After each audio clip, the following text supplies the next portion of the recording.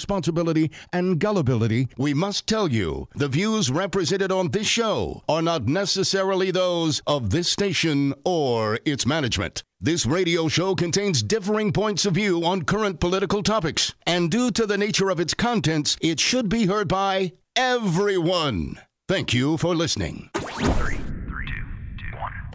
Now live from the heart of liberal Wisconsin, where the political party is just beginning, welcome to the Devil's Advocate Show. Best friends proving it's never personal, only politics. Please allow me to introduce myself. Now here are your hosts, Dom and Crute. Welcome to the Devil's Advocates Radio Show. Dominic, happy Thursday to you, my little buddy. Crudy, happy Thursday to you. Happy Summer Solstice, man. Longest day of the year. We get to party all night. The sun's going to be out more today than any time of the year. So we're going to make the most of it, right, Brian? Yeah, he's nodding. As a little AM daytimer, it's our favorite day of the year. Yeah, right. It all gets worse from here, man. Dom, very chaotic day in D.C., and we're going to have a friend help us sort it out soon. He is U.S. Congressman, my Congressman, Mark Pocan, joining us in the bottom of this hour. And I hope he can help explain what the hell the Republicans are doing. Dom, apparently, and we were clarifying just moments ago, one bill has been defeated, one vote has been postponed, and the Republicans have little or no solutions. Oh, blame the Dems. That's their solution. I heard Trump today. It's all the Dems' fault. Those Dems. I'm going to read from the Washington Post here. John Wagner, House GOP leaders abruptly postpone high-stakes vote on immigration bill. House Republican leaders abruptly postponed a high-stakes. Same as the headline. I'm telling you, man, I just got to skip that. House Republican leaders abruptly, for the third time I'll read it, postponed a high-stakes vote Thursday on GOP immigration legislation that appeared headed to defeat, despite President Trump's last-minute lobbying. Instead, the House was expected to vote Friday on the endangered legislation, with multiple Republican aides saying they did not expect the delay and a scheduled Thursday afternoon meeting of all Republicans to change the outcome. Rather, they said it was meant to assuage members who wanted to better understand what the bill does before voting on it. Sure it does. Several of Dominic's buddies, GOP hardliners, said Thursday that there was nothing leaders could do to convince them to vote for the bill. I'm a big fat no, capital letters, said Lou Barletta, a Republican from Pennsylvania. It's amnesty, chain migration, and there's no guarantee the wall will be built. Dom, you know they love them some wall, even though now suddenly we're supposed to pay for it. I read on Republican leaders had set up two votes on their GOP bills, one on the hardline measure, the other on a compromise negotiated by conservatives and moderates. In the first vote, the House rejected the hardline measure that would have imposed limits on legal immigration and provided temporary relief to young undocumented immigrants. The vote was 231 to 193. Again, that measure defeated. As the vote occurred on a chaotic day on Capitol Hill, word circulated that the second vote would be postponed. White House officials and Trump himself traveled to Capitol Hill this week seeking to force Congress to take action on immigration.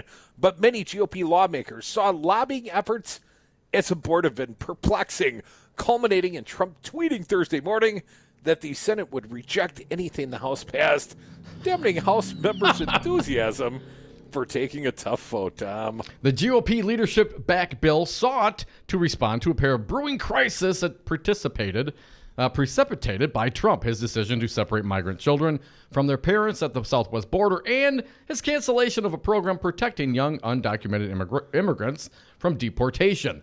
The legislation would have provided a pathway to citizenship for young undocumented immigrants, imposed limits on legal immigration, and provided $25 billion for Trump's border wall. The bill would also have kept migrant families together at the border in detention centers. Neither bill was negotiated with Democrats or was expected to garner any Democratic votes. You know, those obstructionist Democrats. The separations crisis has prompted Democrats to dig in against the Republican immigration efforts, barring a complete reversal of Trump's zero-tolerance policy. Democrats are dedicated to securing our border, but we don't think putting children in cages is the way to do it, Pelosi said. This is outside the circle of human behavior. Well, yeah, that's why Trump's proposing it. At a late morning news conference, House Speaker Paul Ryan did not concede defeat, but repeatedly referenced the prospect of both bills failing and characterized scheduled votes Thursday afternoon as a legitimate exercise. Do we have sound of this? Any of this, Brian? Too legit to quit, Dom. No doubt. Let's see. Let's start with, I think, 96. We got a little bit of sound here. Let's jump into it since we're talking about it. Brian, if you would, Paul Ryan, Wisconsin's own, on immigration. If these bills do not pass today, then we will cross that bridge when we get to it. But the last thing I want to do right now is undercut the votes that we're about to have on what I think are pretty darn good immigration measures. They're swell. Gee willikers. You know, it's just amazing what a few hours can do. Let's keep going. 97, Paul Ryan. Even if we get something out of here, you need 9 Democrats to stop trying to stop things and voting with us, and I don't see that happening.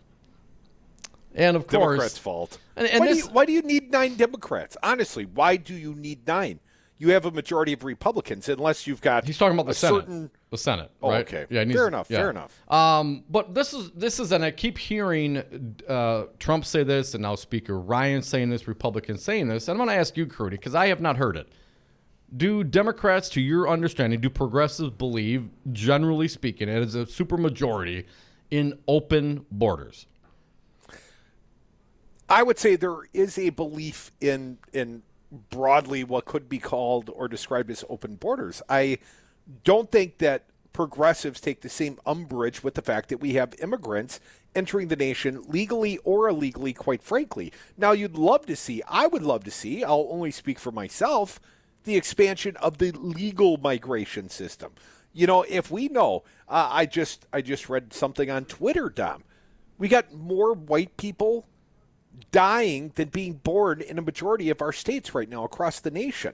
Now, I haven't verified the veracity of that tweet, but I do know that we have a gentrifying Caucasian population. We got less workers contributing into the Social Security fund. We got less people to clean up the messes behind the baby boomers. Dom, if we don't encourage take in more immigrants, I don't know how we keep this country growing, expanding, getting better. This entire nation has grown on the back of immigrants, and suddenly we're going to stop because some guys in Kentucky can't get a job down at the coal factory anymore? Coal mine. I get it. They don't make coal in a factory. Even the clean coal, they don't make it in a factory.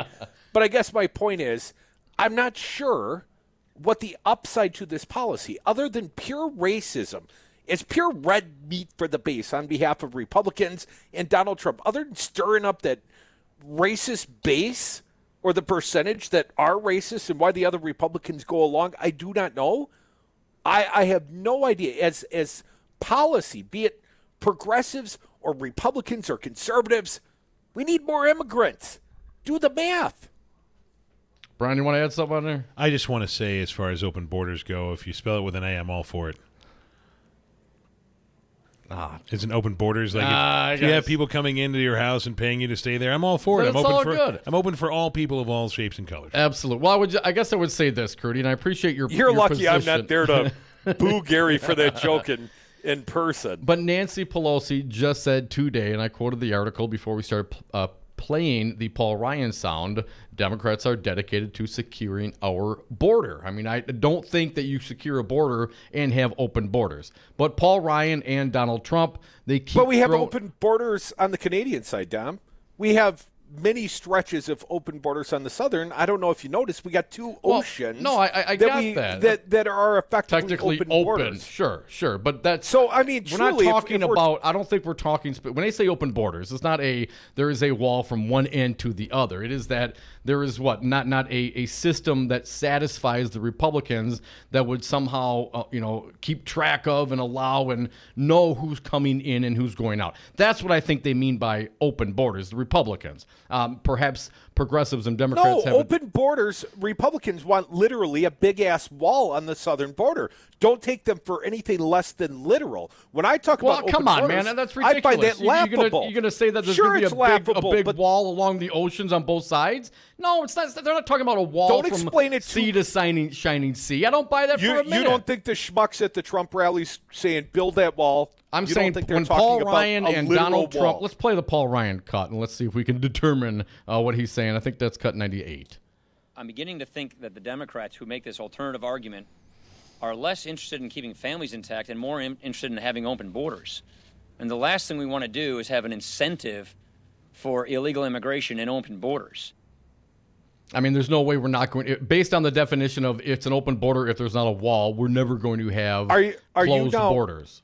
Are you now telling me that Donald Trump has not been talking about a literal wall? I know that that's not what Ron Johnson said. Ron said, I know it's a virtual wall. But, I mean, when you talk about open borders, I think Republicans literally want impediments to traveling across the border, or why such emphasis, $25 billion worth on building the wall. Stop justifying. I'm not justifying. I just think it's an absolutely ridiculous. It's not an ideology, Crudy. I do not believe that Republicans want a wall, a moat around the entire country. That's what they want. Never happen. It would never happen. No, just Crudy. Between us and the brown people. What? So they can go out around up the wall, around the wall, over not telling you it's to logical. The side, to the ocean, go to Toronto and down. I mean, of course, that's ridiculous. It's the philosophy, an open border, free flow of people in and out of this country. They don't want it on the northern wall. They don't want it on the southern wall. They don't want it coming from the side. That's not about a wall. It's about a philosophy and an immigration policy. The Republicans You're are saying, way too nuanced with the Republicans are saying it is about a literal wall. They want a wall. Guys like Scott Walker wants a northern wall, and stop pretending like I'm the only guy that ever put this out there. I don't believe that for a minute. It's about whether or not it's not about like a wall. Like in Europe perhaps. It's not about a wall. Where you can walk, you can literally walk from one country to another. Just like we cross from one state to another. There's no walls. There's borders, but it's open borders between here and Illinois, right? That's the philosophy. That's the point. Then why build a wall? To keep them out. To keep out the migrants that are coming in, Crudy, undocumented, not through our ports of entry. That's their point. I think you completely minimize what it is that these Republicans are advocating for. They want literal walls. There's already walls, Crudy. Wait, are there walls or not? Not satisfactory, or why the $25 billion new investment in building a freaking wall? I know, 1 minute. Let me see if I can finish my thought here. If you tell me that Republicans don't want a literal wall, I understand it's illogical. But if you think that that's not exactly what they're advocating for, then you're absolutely wrong, because that is precisely what they're advocating for. Does it make sense? Ron Johnson advocate for that? Yes, in the sense that he's there advocating for the same policies that Donald Trump. Is Donald Trump advocating for that? Don't tell me he's freaking not. I'm going to lose my mind if you don't think what he's literally saying when he says build a wall is a effing wall. Come back with us. More Devil's Advocates. Tell me if I'm wrong. There is no way I'm wrong on this issue. 844-967-2789.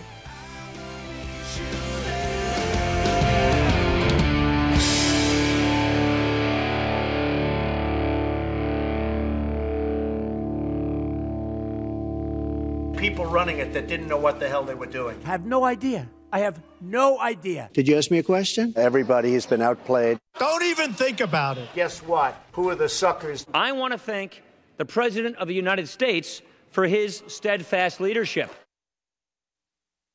Hi, I'm Becky from Bounce Milwaukee, and I want to be the first to invite you to our newest attraction, axe throwing at Fling Milwaukee. Bring your friends, date, co-workers, or family to experience the rush of throwing axes at Milwaukee's first indoor throwing arena. Open 6 days a week for corporate team building, bachelor and bachelorette parties, date night, or just a fun night out. More information at flingmilwaukee.com or 414-312-4357.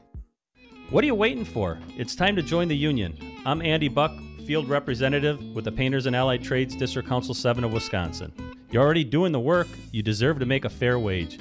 You work hard, but your body isn't going to last forever. Cash feels great in your hand, but having health insurance, a safe workplace, and a secure retirement gives you peace of mind. Join the union and make your job your career. Look us up online, Painters and Allied Trades of Wisconsin. If you're a painter, glazer, drywall finisher, start getting paid like it. Join the union. I'm afraid right now for the future of my children's generation and those to come. In this age of mass school shootings, Wisconsin Governor Scott Walker offers the same bold agenda of the National Rifle Association. Make sure you remember in your thoughts and more importantly in your prayers. While Walker offers platitudes, he blocks meaningful gun safety legislation. It's really an honor to work with the NRA not only in my state but across the country. And I'm proud of my A+ ranking as a governor. Walker weakened the gun laws in Wisconsin, and then he got $3.5 million worth of NRA support. There have been men and women of courage who've been willing to stand up and think more about the future of their children and their grandchildren than they thought about their own futures.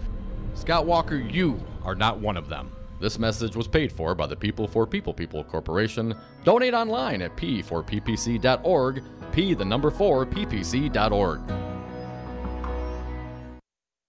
Brad Zog, owner of Zero Res Madison. Brad, why should people use Zero Res Madison? Why wouldn't you clean your carpets like this? We've got a patented system. We also do another step that most people don't do. We have a double rotating brush machine that we use when we pre-treat the carpet. So this helps dig up any of that stuff that's deeper in your carpet that the vacuum doesn't get. We're going to provide that intermediary step before we clean with our empowered water. Call Zero Res today, 608-848-9000. Zero Res. Spell it forward or backward. It's the right way to clean.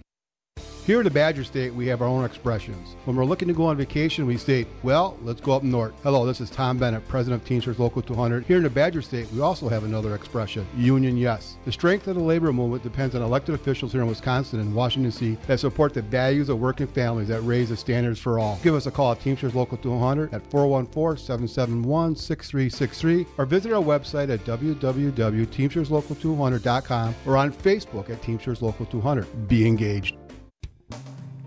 Jeff's Guitar Clinic is a multifaceted shop offering guitars, amplifiers, and all accessories, guitar lessons for all ages, and instrument repair of the highest quality. Jeff'sGuitar.com. J.D. Davis Funeral Home, located at 4803 West Burlott Street, is dedicated, dignified, and distinguished in serving you in your time of need. Direct cremation specials starting at a very low cost of $595. That does not include cremation permit or crematory fee. Traditional funeral packages starting at $1,995 with a 20-gauge metal casket included. Title 19, Milwaukee County General Assistance accepted. Call today, 414-444-8300. 5 Nines, your local single-source IT solutions provider. Specializing in cloud technology, consulting, servers, networks, and hosting. We manage your IT so you can focus on running your business. Enjoy technology. Enjoy 5nines.com.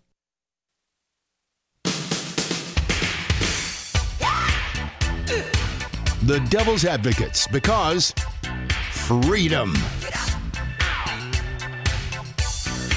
And we are back. Thank you for listening to the Devil's Advocates radio show on Wisconsin's Resistance Radio Network. Also streaming this fine product on the YouTube and Facebook pages. You can hit us up on Twitter at Devil Radio on the talk text line, 844-967-2789. Let's get to them right now. First caller of the day is Jake. Hey, Jake, happy summer. Welcome to the show. What do you got for us? Yeah, not too much. I wanted to call on Tuesday to talk about Lou. He's a textbook Trump person. Oh, Lou. But my basement flooded, so I didn't have man. That sucks. any much fun. Oh, it's okay. It's funny when your dog runs up from the basement and his paws are wet, and he's like, "Hey, Daddy." Anyways, so I got just really quick snippets on immigration. The Emperor of China built a Great Wall, and the hordes from Asia, the steppes, went around that wall, and they took over China. So a wall is stupid. Absolutely stupid. One, more people, there's more illegal immigration. 60% of it comes from Canada, not from Mexico. You ask yourself, why aren't Trump supporters worried about that? Probably because they think all the people are white. That's probably my guess.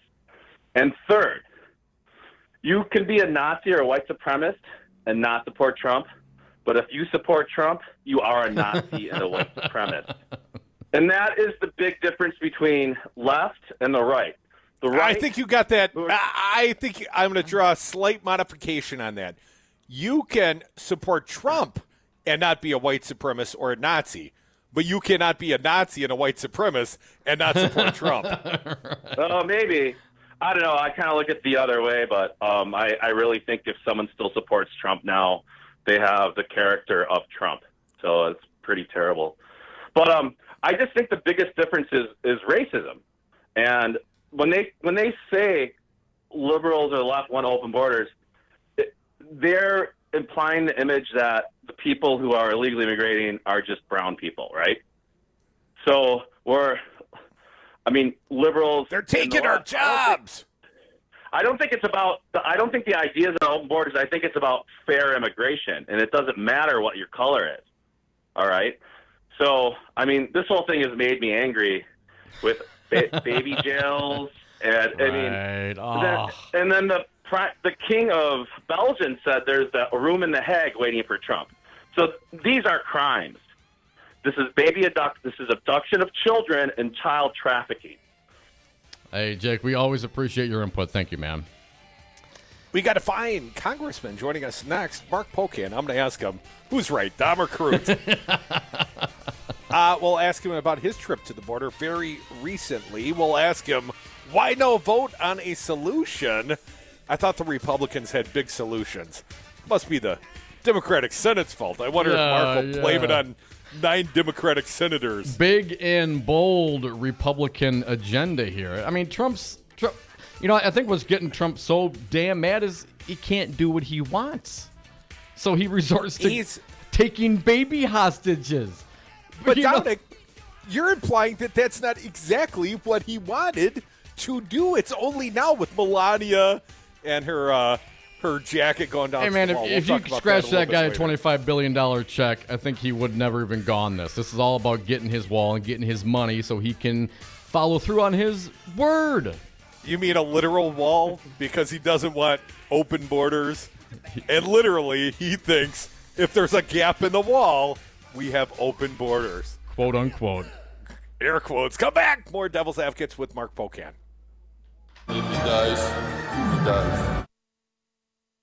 Join the resistance against dirty carpets. Call Zero Res Madison today for our summer special. Clean and sanitize 3 rooms for only $139. Call 608-848-9000 or schedule online at ZeroResMadison.com. Zero Res, spell it forward or backward, it's the right way to clean. Looking for a job worth talking about? Teaching is creative, collaborative, and intellectually challenging. See why teachers have better work stories at teachdfw.org and learn more about becoming a teacher. Brought to you by Teach and the Ad Council. I'm jumping in with my clothes on. Most party fouls are pretty dumb, but if you decide to drink and drive underage, you could lose your license and your freedom. Learn more at ultimatepartyfoul.org. Brought to you by the National Highway Traffic Safety Administration and the Ad Council. I'm Jesse Pica-Holz with Solidarity Realty. If you're looking for a home in Madison or Dane County, call me. I know Madison. I know homes. I'll protect your best interests. Call Solidarity Realty at 608-284-9311 or search solidarityrealty.com.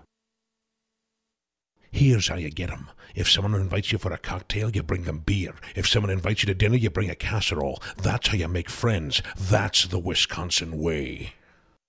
Hi, I'm Anton Capella. As Chief Technology Officer at Five Nines, it's my job to make sure your network is up 99.999% of the time. Technology is constantly evolving, and keeping your business up to date in an ever-changing environment can be a hassle. At Five Nines, we're here to help.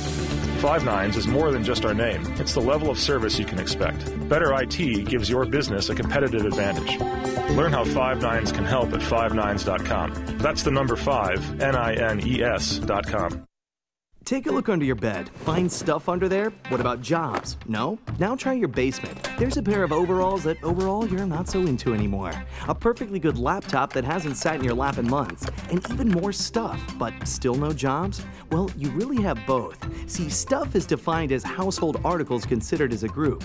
Sometimes this stuff is no longer needed. Wait, no longer needed? That can't be right. Because remember those jobs you were looking for? Those are really needed, and they're the stuff inside your stuff. even inside that winter coat that moved with you to Phoenix. Our job is to unlock those jobs, and it starts when you donate your stuff to your local Goodwill. Here's how we do it.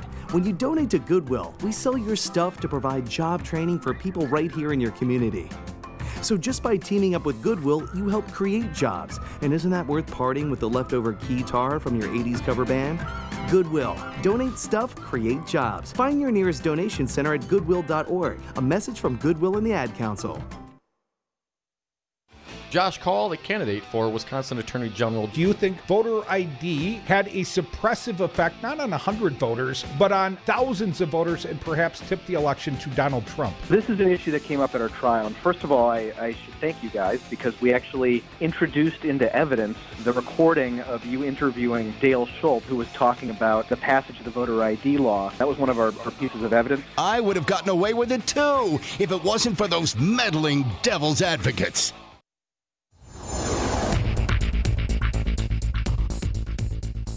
For Wisconsin's Resistance Radio Network, my name is Keith Gosted. Attorney General Brad Schimel announced a $1.9 million in state grants for school safety on Wednesday, with nearly $1 million going to Madison Metropolitan School District. Afterwards, he went on to say, "We want school districts to develop with their local law enforcement the best plan for their school district." In February, and during a radio interview, Schimel was quoted as saying, "When you make a school a gun-free school zone, the only person you are stopping is the law-abiding gun owner that doesn't want to get in trouble." The Brewers beat the Cubs 1-0 yesterday. They take on the Cardinals tonight at Miller Park. First pitch is at 7:10 p.m. Highs today in the mid-60s with a chance of scattered showers throughout southeastern Wisconsin. Overnight lows in the mid-50s. For Wisconsin's Resistance Radio Network, my name is Keith Gosted.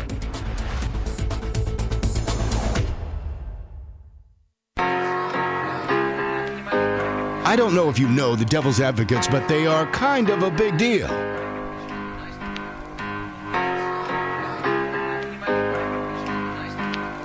Welcome back to the Devil's Advocates Radio Show. We'd like to welcome back a fine guest, a good friend of this program. He's my Congressman, Mark Pocan, and he has been a traveling man of late. Mark, welcome back to the Devil's Advocates Radio Show. Hey, thanks, guys. Glad to be here. Thanks, Mark. Mark, I understand you were very recently on the U.S.-Mexican border. When did you find yourself there, Mark, and what did you see there, sir? Yeah, I went down on Sunday.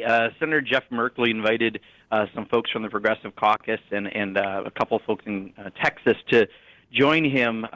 2 weeks earlier, he had been turned down to visit a detention facility, so this time we scheduled meetings visiting the processing center, the patrol station, the Hidalgo Bridge, a legal entry point to the U.S., the Super Walmart, that's now the Trump Super Detention Center, and an ICE detention center. So we had a chance to see lots of what's involved in this debate and really saw just how horrendous the policy that Donald Trump's putting together. And, of course, the policy you referenced, Mark, apparently will end going forward a little confusion with the new executive order, but the policy so many of us have taken objection to is removing children from their parents. Mark, did you see children quarantined or caged or somehow separated from their families? Well, first, let me say this. His executive order has not done what he's proposing. He's saying he will, and he's still got a lot of wiggle room with this, not do this with future detainees, but he has nothing and no intention to reunite the 2,300 kids with their parents right now that were already affected by his policy. And he's still keeping the cages and the poor conditions. And so now if you're a 5-year-old, you can still be held in a cage, but now you're going to be held in the cage with your mom. So a lot of this is not even close to resolved, and that's why there's a big day of action in Madison on the 30th and across the country, and a big day of action in D.C. on the 28th next week, because we still have a lot more work to do to stop this really inhumane, cruel, anti-American Trump policy. Yeah, mommy and me detention doesn't seem like a humane workout as far as I'm concerned, Mark. Weren't the Republicans putting forth some substantial legislation? Wasn't the House to vote and pass and solve this problem today, Mark?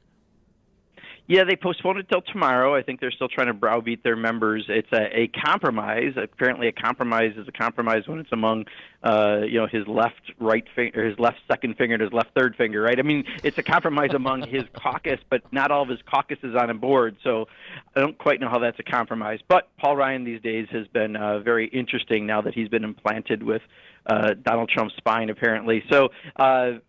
Bottom line is they're still trying to force a vote. They had an earlier vote today that was a nothing vote. It's a very conservative one. That didn't pass. They're still trying to pretend like they're doing something. But the bottom line is Donald Trump is desperate to get funding for the wall so that when he goes to a rally in Duluth or wherever, his supporters, often his very racist supporters, can give him all the love and adoration that only someone who put a big wall up at the border can get. And that's the whole reason he did this. And what he didn't think about were the conditions and the policy of separating families. So, when you asked before what I saw, I saw children in cages. And, they try to say that term isn't accurate. Well, I have a dog run in my backyard. It is made of the exact same material and construction, only the walls are much taller than the dog run. That's what we're holding kids in. If you're 5 years old, you're old enough to be on your own in that initial intake facility, and later, no matter what, you'll be separated from your parent once they get to detention centers. We have a detention center that grew in the last 6 weeks from 500 kids to 1,500 kids living in a super Walmart. None of this makes any sense. None of this is what America's about. And Donald Trump has once again found a way to get a new low, which I really didn't think was possible. Folks, you're listening to the Devil's Advocates radio show on Wisconsin's Resistance Radio Network. Congressman Mark Pocan from Wisconsin joins us on the phone. Congressman, regarding the votes today, and I want to get your sense from the floor, do you think that Speaker Paul Ryan is losing some of his power, his influence, looking at these votes and seeing how many people are not voting with him? They're not listening to him, whipping them up. Do you think he's losing some power now that he's technically going to resign at the end of the year? Well, the problem is he can't manage his caucus. He can't control and get a unified position out of them, and that's the issue. Now, he did wind up passing the Farm Bill today on a 213-211 vote. It's a very draconian bill that's going nowhere in its current form. So he is good at occasionally passing things that mean nothing. But when it comes to things of substance, he still hasn't proven to be a legislative leader. I've been terribly unimpressed with his reign as Speaker. From the very beginning, he gave the car keys to the Tea Party. That's created the dysfunction that we've had. And then when he used to stand up to the president during the campaign, now he pretty much sits at the side of the president and waits for the president to rub his belly when he rolls over. None of that is useful for a co-equal branch of government. Right. What happened to co-equal branches of government? Mark, I've heard both the Speaker and Donald Trump today, of course, shifting all this blame for what they're doing or not doing on you obstructionist Democrats and referencing your party as the party of open borders. Mark, for our audience, can you define an open border, and do you support an open border, please? The only open border I support is one between New Glarus Brewery and my house. I think that would be a very nice open border to have. But this is the Orwellian nature of the current cult that used to be the Republican Party. So now Donald Trump, who, now it is the party of Donald Trump, which is why you have so many Republicans who are now former Republicans. They don't make any sense anymore, and they'll say things that are obviously, to anyone who can read or watch TV, they know it's a lie. I mean, we are the ones who are trying to stop this policy of separating kids from their parents, and yet they said it was our policy when everyone knows it was something the president did 6 weeks ago that have caused all these problems. Yet they repeat the lie, and they think if they say it enough, at least that 35% base of Donald Trump will be very, very happy. But the reality is the rest of America is not buying it. So, the price they'll pay is in the November elections. The price we pay is because of the 2016 elections. And I think, the best way to remedy all of this is to make sure the people who are really obstructing, which is the Republican Party because they can't govern, aren't governing anymore in a few months. So, Mark, I didn't hear a definition. Do you personally support a controlled border, a secured border, or do you think Well, there of course, should... yeah, Okay, of course okay. we do. And here's the problem, though. This is interesting and hasn't been shared a lot, guys, is that the reason there's even a problem right now is because at a legal point of entry where you can come and claim asylum, they're making it almost impossible for you to come in through several different ways.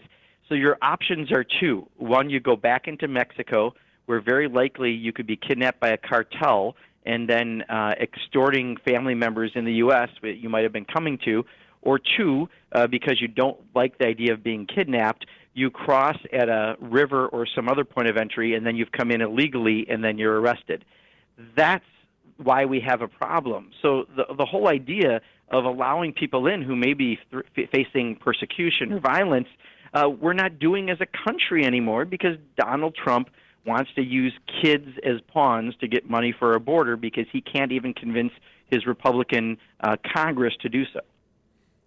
Mark, he's literally talking about a wall. I mean, when he goes out to these rallies, he's talking about a literal wall. And setting aside, the reality of the terrain there and geography and the fact we've got oceans on both sides, Mark, his supporters will accept nothing less than a literal wall, in my opinion. Is that yours as well, sir?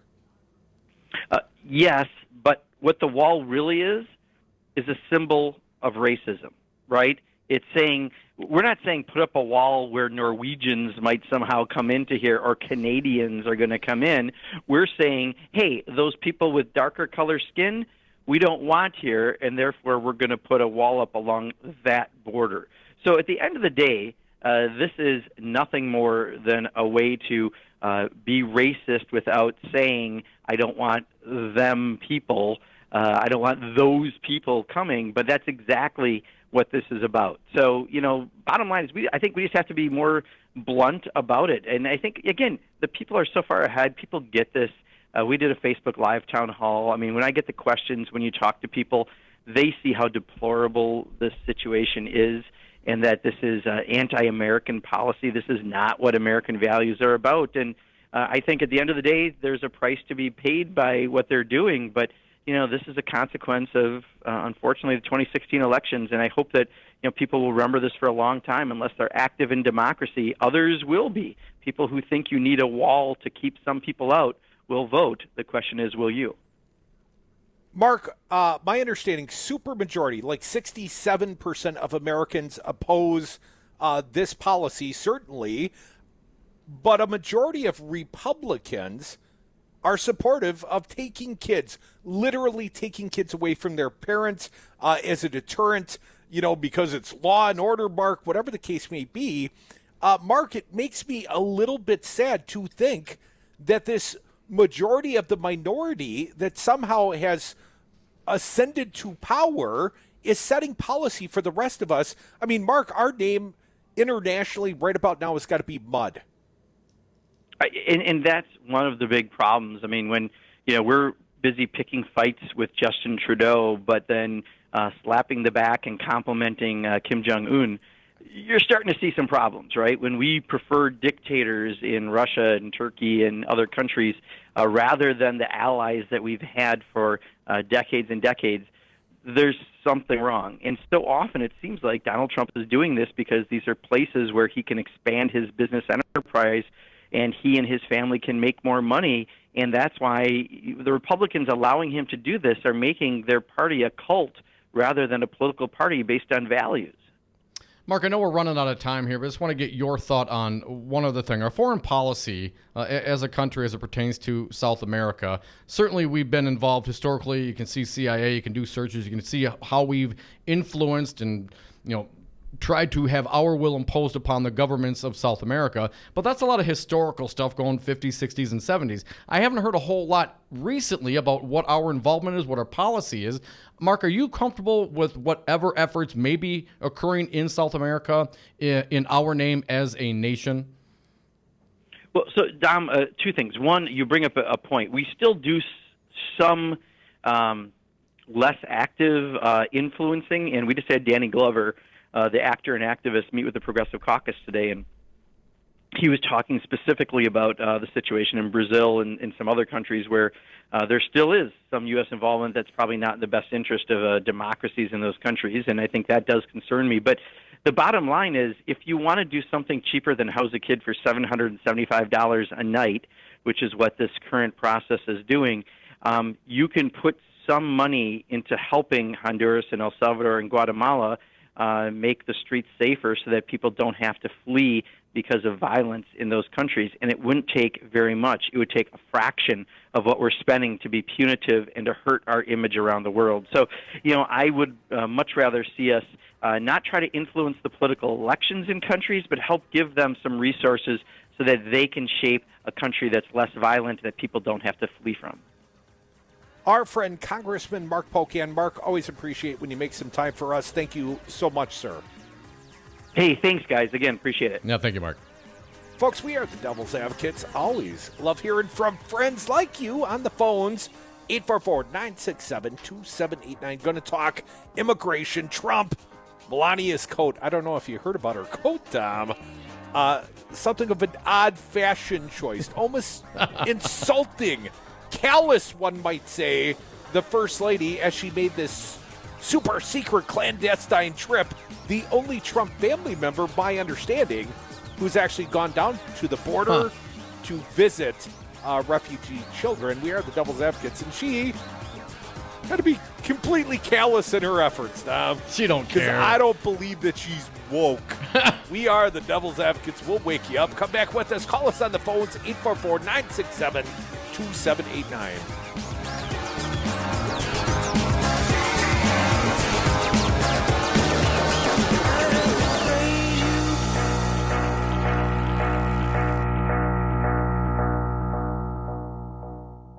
The American dream is dead. Be best. Hi, Resistance Radio listeners. This is Kim Schrader, the president of the Milwaukee Teachers Education Association. We are the 4,600 educators who make Milwaukee's public education system possible. MTA members are the guardians of public education because every single day we are fighting to strengthen and protect public schools our students deserve. MTA educators are leading the fight in Milwaukee public schools for smaller class sizes, more recess, physical education, art, and music opportunities for every child in MPS. MTA educators are the champions for healthier school meals, positive discipline practices, equitable schools, and schools that partner with parents. MTA members are the guardians of public education, and we are proud to teach all children, regardless of their zip code. To learn more, follow us on Facebook at the Milwaukee Teachers Education Association. Do you own a rental property, or would you like to partner with a rental investment team? Call the pros you can trust at CCL Management.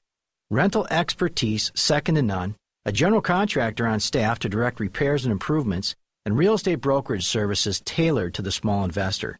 If you're ready to invest in rental property or just need professionals to manage your real estate portfolio, call us, CCL Management, at 608-833-0009 or visit us on the web at cclmanagement.com. Hey everybody, I'm Daryl Ingram of News Talk 1510 WRRD, Wisconsin's Resistance Radio, and I am the Director of Advertising and Marketing. The pride of our independent stands runs deep in all that we do here at the station. The thing that I know for sure is that you can count on the quality and independent production of client advertising, mirroring the quality and independence of our fine programming here at News Talk 1510. To learn more, contact me at 414-335-0851 or via email at daryl@newstalk1510am.com. So, Jesse, why should someone buying a home pay for an agent when they can go online or call the number on a for sale sign? Great questions. First of all, never call the number on a sign to see a home. That's the seller's agent, and they don't represent your interests. If they show you a home outside of an open house, you forfeit your ability to have someone negotiate in your corner at no cost to you. Well, with interest rates still at historic lows, how can buyers still get a great deal and protect their rights? Step 1, find a buyer's agent that you trust. Your agent will best find the home that fits your needs, anticipate problems, and negotiate on your behalf from offer through closing day. And most home listing contracts stipulate that the seller's agent pays for the buyer's commission. Solidarity Realty. They're real, they're solid, they're honest. Whether buying or selling in Madison or Dane County, call Solidarity Realty, 608-284-9311, or find them at solidarityrealty.com. On marijuana, unfortunately, as a public health issue and a public safety issue, I've opposed that. Dr. Sanjay Gupta, how can medical marijuana help those addicted to opioids? There's three big things. There's clear consensus now that cannabis can treat pain. That is not an opinion. That is a consensus conclusion by big scientific bodies like the National Academy of Science. We also know that it can help treat the withdrawal symptoms of opioids. People, they don't want to be on them anymore. They want to quit, but they develop the terrible withdrawal symptoms. And now we have evidence that it can actually help heal the part of the brain that is diseased in someone who's an opioid addict. If you had to start from scratch and design a substance to help lead us out of the opioid epidemic, like in a lab, it would probably look very much like cannabis. Call Governor Scott Walker at 608-266-1212. Tell him good people do smoke marijuana. This message was paid for by the People for People Corporation. Donate online at p4ppc.org, p4ppc.org.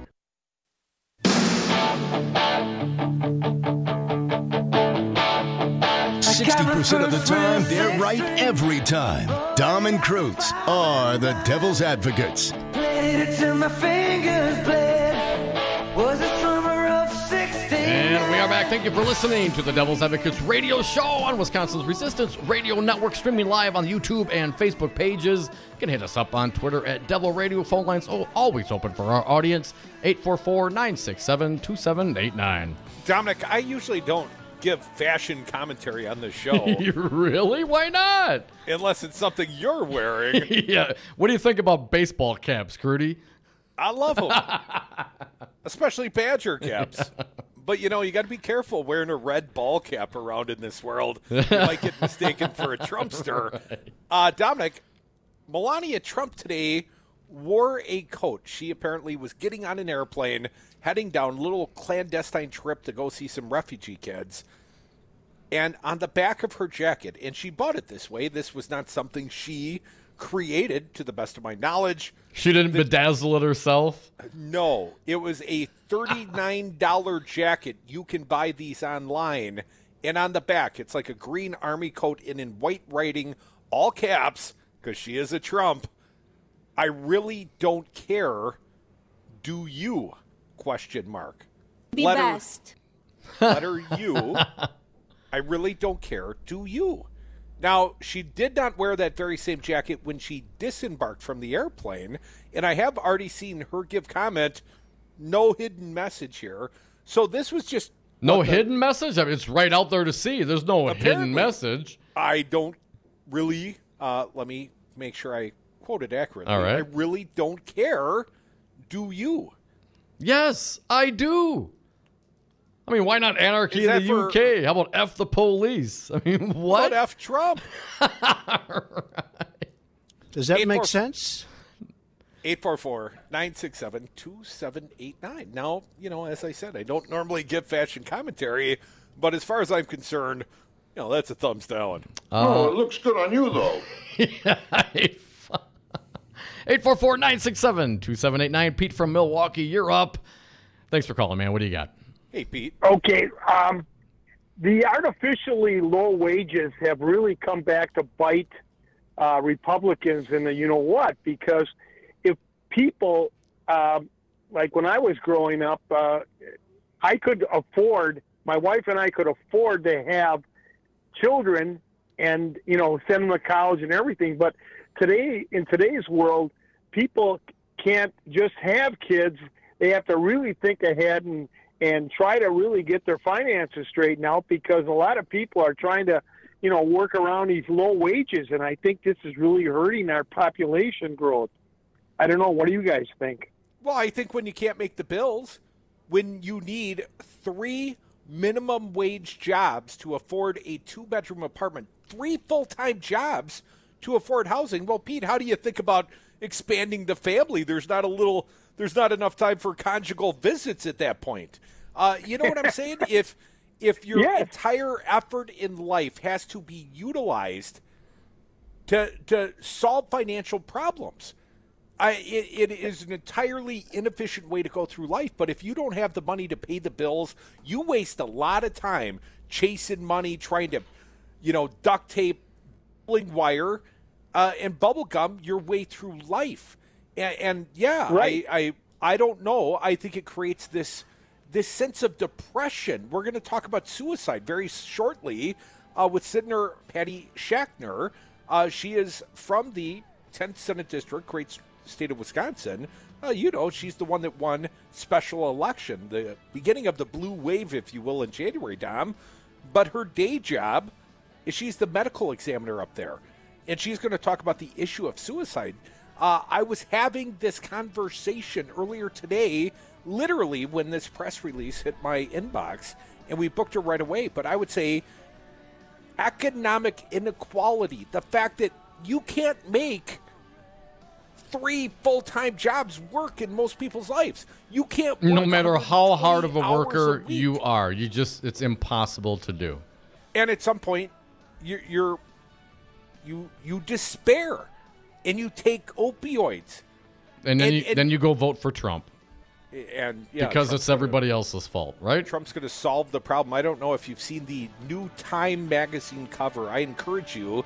You'll probably see it on Facebook sometime later today. It says, "Welcome to America." It's got a little migrant kid looking up at Donald Trump.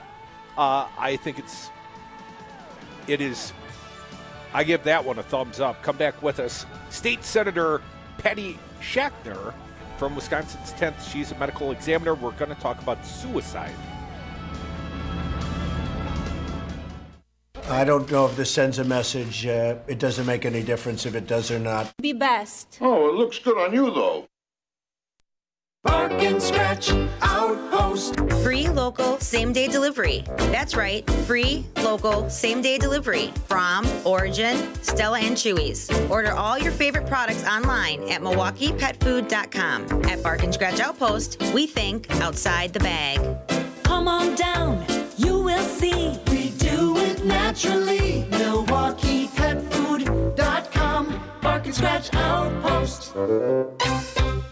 Have a drink at Regano's Roman Coin. This neighborhood corner tavern is as classic as the street it occupies. Family owned and operated since 1966, Regano's Roman Coin is located in a former Pabst Tide House on historic Brady Street, serving an array of craft beers with a focus on Wisconsin breweries. Also, weekly drink specials, trivia on Wednesdays, seasonal sporting events, parties hosted for all occasions, and pet friendly. Open 11 a.m. Tuesday through Friday, 10 a.m. Saturday and Sunday, closed on Monday. Regano's Roman Coin, Milwaukee's pet friendly, cash only order in classic corner tavern. Everybody buckle up. Mom. Buckle up. Let's go. Buckle up. Can we go to the store? Mom, buckle up. Ice cream? Everybody, buckle up. A lot goes on in the car, but you're in control. So only move when you hear the click that says they're buckled in. Never give up until they buckle up. Learn more at safercar.gov/kidsbuckleup. A message from the National Highway Traffic Safety Administration and the Ad Council. Indoor baseball, anyone? Most party fouls are pretty dumb, but if you decide to drink and drive underage, you could lose your license and your freedom. Learn more at ultimatepartyfoul.org. Brought to you by the National Highway Traffic Safety Administration and the Ad Council. Join the resistance against dirty carpets. Call Zero Res Madison today for our summer special. Clean and sanitize 3 rooms for only $139. Call 608-848-9000 or schedule online at ZeroResMadison.com. Zero Res, spell it forward or backward, it's the right way to clean. You are listening to 1510 AM WRRD Waukesha, Milwaukee, and 1580 AM WTTN Columbus, Wisconsin's Resistance Radio Network. Probing abuses, failed vote. I'm Mike Moss. Virginia Governor Ralph Northam has ordered an investigation into reports of abuse at a detention facility in Shenandoah. Brian Todd is there. According to court documents, children here accused the guards and other staff members here of forcibly restraining them in chairs with handcuffs, sometimes for days. While Customs and Border Patrol will keep families together through the prosecution for illegal entry, Barbara Starr reports the Pentagon has been told to prepare to care for as many as 20,000 detainees. They see how the trend is going, and if the trend keeps going in this direction, they believe that military bases need to be prepared to house up to 20,000. HHS will run it, contractors will run it, but it will be on U.S. military bases. On Capitol Hill, the GOP failed to win enough votes for passage of a conservative immigration bill, and Phil Mattingly reports Speaker Ryan has delayed a vote on a compromise bill. What this basically has become is Republicans trying to take on an issue that they haven't been able to find a majority of votes for up to this point, recognizing that they still can't find a majority of votes, and then apparently pushing it out for another 24 hours. The end game is going to remain the same. President Trump says he knows business needs more labor, but the immigration system needs to be fixed. I want people to come in. They have to come in through a merit system, but we can have a lot of people come into our country through the merit system so they can help these companies that are looking so hard for people to make the company work. The First Lady drew attention for the jacket she wore while visiting a detention center today. On the jacket back it read, "I really don't care. Do you?" The spokesman says there was no hidden message. The Supreme Court has opened the door to more internet taxes, ruling that states do have the right to impose taxes for online sales. Brick-and-mortar retailers applaud that ruling. On Wall Street, the Dow closed down 196, the S&P down 17. I'm Mike Moss. Hey folks, sexy liberal Stephanie Miller here. Most new Wisconsin jobs are in Dane County, it's true. Some of my listeners are relocating to Madison. Many already commute there. When asked where to turn for a trusted real estate team that understands Madison, I say the same thing. Solidarity Realty. They help you through the process and protect your consumer rights. They live their values, building community, promoting sustainability and diversity. Find them today at solidarityrealty.com and tell them Stephanie Miller sent you. Live via phone, he is former U.S. Attorney Jim Santel. Firing Bob Mueller doesn't mean that the prosecution, the investigation goes away. Pardoning one individual does not mean that you undo everything that has been done before. So this notion that somehow by shutting down and by pardoning and by sort of stopping the process, you're also stopping the wheels of justice is simply, again, it's simply wrong. The Devil's Advocates, weekday afternoons on 1510 a.m. Wisconsin's Resistance Radio. Alleged unfair practices in banking. The report by the Washington think tank New America finds community banks in predominantly black neighborhoods require people to have an average minimum opening deposit of around $81. In white neighborhoods, that number is around $69. It's also more expensive to maintain a bank account in some neighborhoods. In black communities, banks require an average minimum balance of $871 in order to avoid fees.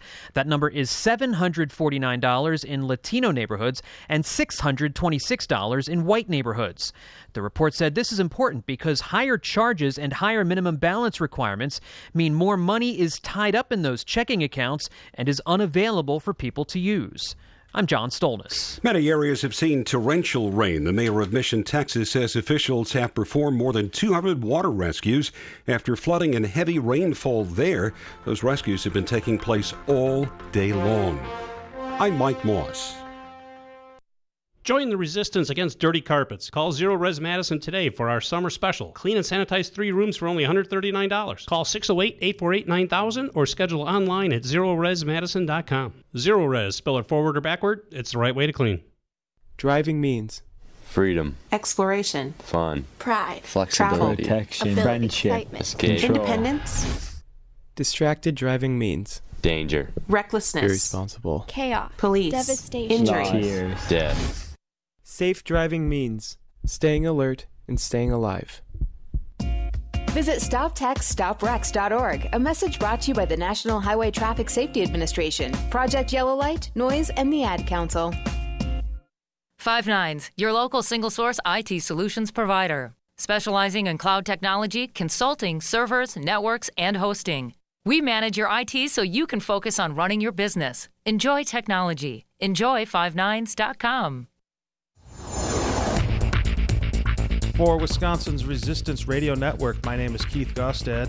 A Marquette University Law School poll shows Governor Scott Walker ahead of 2 Democratic challengers.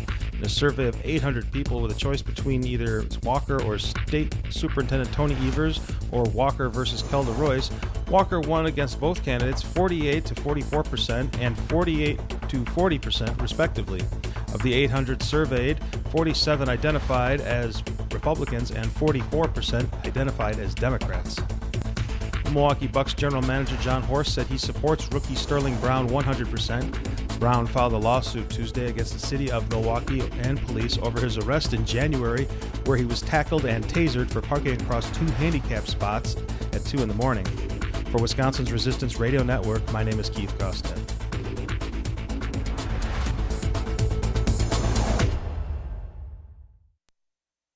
The following program is a presentation of DC Communications, LLC. Warning, you are about to listen to the greatest radio show ever. And due to contractual obligations and to shield our airwaves corporate licensees from any semblance of liability, responsibility, and gullibility, we must tell you the views represented on this show are not necessarily those of this station or its management. This radio show contains differing points of view on current political topics, and due to the nature of its contents, it should be heard by everyone. Thank you for listening. Now live from the heart of liberal Wisconsin, where the political party is just beginning, welcome to the Devil's Advocate Show. Best friends proving it's never personal, only politics. Please allow me to introduce myself. Now here are your hosts, Dom and Crute. Welcome back. Hour 2 of the Devil's Advocates radio show. Dominic, we welcome back a fine guest and a newly elected Wisconsin state senator. She is Patty Schachtner from Wisconsin's 10th, won by special election. Patty, welcome back to the Devil's Advocates radio show. Thank you for having me. Thank you, Patty. Patty, I think today we're talking less politics and more of a topic related to your quote-unquote day job. You are also the medical examiner of St. Croix County, and you are the co-founder of the Suicide Prevention Task Force of St. Croix County. And Patty, I noted an op-ed that you submitted this morning, suicide reaching epidemic levels, not just here in the state of Wisconsin, but nationwide. Actually, worldwide, the numbers keep increasing. The people die every day by suicide, and the fact when you look at the United States example, about a little over 100 people die a day. It's equivalent to a plane crashing every day. But if a plane crashed every day, we would actually do something about it. But because these people are dying in various places in the United States, it's taken quite a while to collectively put that data together and look at it and actually say we have a crisis going on. And those of us that do this work have known about this for quite a while now. Now, Patty, special attention to the fact that a high success rate in suicide attempts is achieved by firearm. And your op-ed that I found is Suicide, A Tale of Access. Patty, let's talk about access to firearms, not just for adults, but also for pediatric suicide victims, I guess you would say. Patty, how does access to firearms factor into success rates amongst those that try to take their own lives? So if you look at just basic access to firearms, access is access to everything. So when you're talking about pediatrics, you may know that your child is struggling with depression, and you make sure that your weapons are in a locked place, and you don't tell the pediatric people in your home where that what the combination to that safe is. You don't put the ammunition in the same place as the weapons. You do the responsible things to maintain the overall health and safety of your child. What we don't think about is that a high number of people who die by suicide use someone else's gun. So when you talk to high school students especially, and you ask them, do you know where you could have access to a loaded weapon? Generally, my experience has shown me that over 60% of students know where they can find a loaded gun. The question then becomes, do parents know that? And most parents do not. So if your child is struggling with mental health and you do everything within your control in your home to control access, but what you don't know is what they have access to outside the home, would you have different conversations about access to weapons? The same holds true with adults when you think about it. So when I talk about access and locking your weapons, I look at it in a bigger perspective because my work experience has shown me that people who die by suicide, especially with weapons, don't, in the moment where they're in such pain and agony, they're not thinking about the ramifications of those they leave behind. What they're thinking about is, how can I end this excruciating pain that nobody can see today so that maybe tomorrow will be a better day, not realizing the impulsivity of using a weapon, having access to that weapon, and that because of that, tomorrow never comes. Senator, it was shocking to me, the 2001 study that you quote in your press release, how little time how little contemplation is put into many of these suicide attempts. Quoting back from your press release, 70% of people spent less than 1 hour between considering suicide and committing an attempt. 24% said less than 5 minutes. Mm-hmm. Well, and that says a lot about the impulsivity of the action of completing a suicide.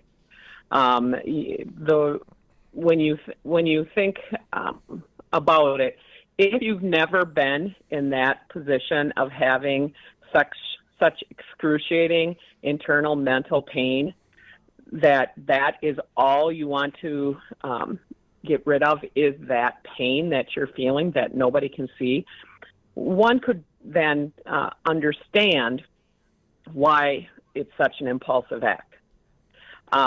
It's when you think about it in the way, to generalize it down, if you have a broken leg, you have a cast, a brace, surgery, there's all these things that you go through if you break a bone.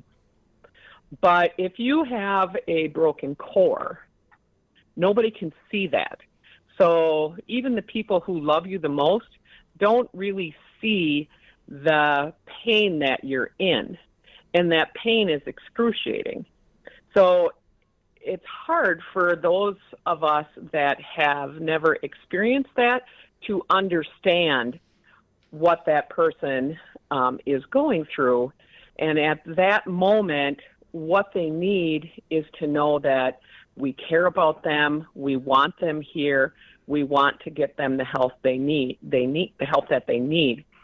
Because when you talk to people who have actually accessed crisis line or have someone access a crisis line for them, as soon as you ask them, are you contemplating suicide, they'll tell you yes with a sigh of release because you said the word, not them.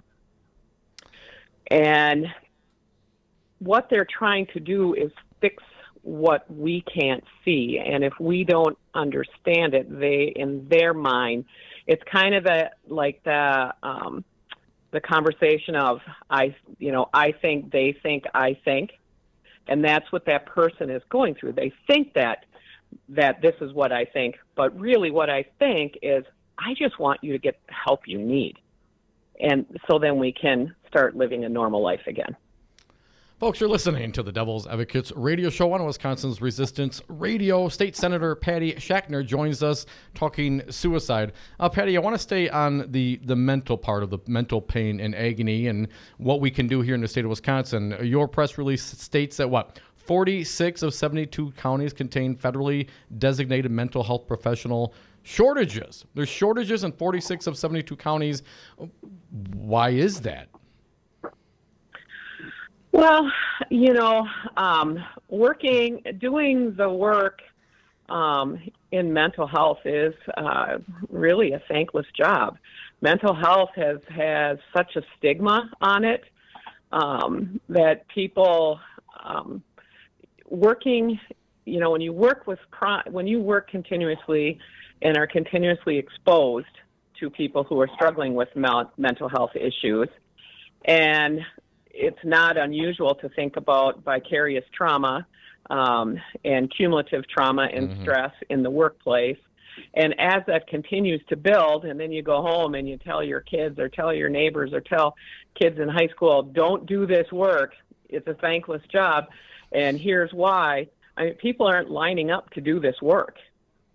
And that's why it's such a crisis. We now, our data tells us that 1 in 5 people are struggling and 1 in 4 kids are struggling. We know this, but we don't have the help to take care of that. So as we're trying to reduce the stigma on a personal level, we need to also encourage people who want to do this work to get this training so that we have more people to help us. We need psychologists, social workers, AODA counselors. There's just such a huge, huge list of people that are part of the wraparound care to a community that is really trying to embrace the challenges that come with mental health. Patty, I want to talk about now the physical portion, the physical pain and agony. I had an aunt, unfortunately, a couple of years ago, passed away from ALS, and just a terrible, terrible disease. Pardon me. And I'm not clear that I would have the strength that she did to go through it. And so, what are your thoughts on the right to die and the physical ailments, and knowing that there's once some of these stage 4 pancreatic cancer, there's nothing you can do. Do you see, what's your thought on right to die, and do you see that impacting these numbers at all? I think I am all for having those conversations. I did a TED Talk on funeral prep and sitting down and talking to your families about what you want and what you don't want. I think it's very important that we know what we want and what we don't want, and we have the opportunities to have those conversations in the right way. One of the things with terminally ill people that people tend to think, have again this. They think, well, if we have right to life and we talk about these things, that people are going to go in and just start dying because they want to control that. Most people, that's a fallacy, because most people with terminal illness probably are the most spiritual people you will find. Most of them embrace every day of their life while they're in the journey of the end of life. What they're looking for is a quality end of life, not a quantity end of life. And I think if you look at it from that perspective, then you might actually have a different conversation yourself. Well, hopefully I never have to get there, Patty. Patty, we have like 60 seconds left. Want to get your thought on, you say worldwide suicides are up. I guess my question is, do you see or do you know of the medications? I can't get through the morning news without seeing all these, hey, take this for that. And if you have suicidal thoughts, stop taking it. Big pharma is pushing all sorts of meds. Do you see that as any cause and effect? I don't know that there's any data that connects that. I'm sure there's lots of people that can argue that back and forth. But the reality is, when we're dealing with mental health, it has to do with the brain and brain development. And we're just starting to know about the capacity of the brain.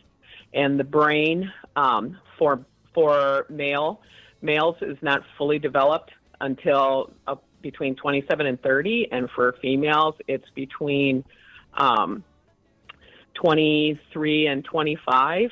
So when you put the two of those together and you think about the brain health and how it's growing, we as people in our communities have to look at what's going on in our community's brain, and do they have the capacity at that time to fully use their brain the way it's supposed to. And that's what mental health is about. It's about the most important muscle in our body that guides everything.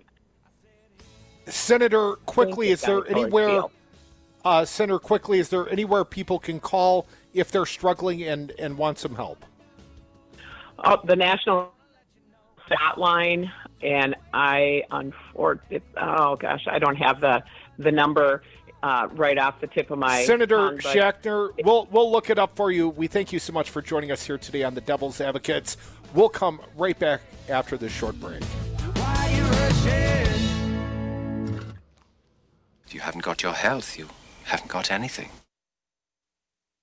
Brad Zog, owner of Zero Res Madison, resisting dirty carpets and harsh chemicals. Brad, why should people use Zero Res Madison? Why wouldn't you clean your carpets like this? We're not using any soaps. We're not using any chemicals. We cost about the same as the other guys. You look at it and you go, where's the downside? You got a completely green clean. That's awesome. We guarantee it. There's no downside. There's no downside. Use Zero Res. Call Zero Res today. 608-848-9000. Zero Res. Spell it forward or backward. It's the right way to clean.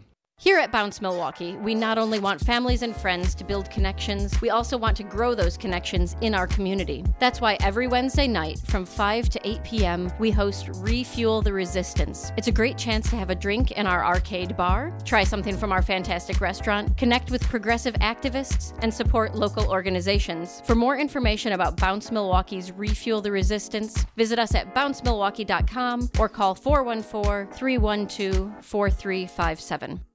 All workers benefit from unions, as unions create the highest standard in wages, health and welfare, retirement security, and workplace protections. Hello, this is Tom Bennett, President of Teamsters General Local 200. Your voice is your strength. The ability to build a stronger and better tomorrow begins today. Teamster Local 200 represents workers in numerous industries, and our team is ready to sit down with you and your co-workers to build your unified team. Call Teamsters Local 200 at 414-771-6363 or visit us on Facebook or www.teamsterslocal200.com.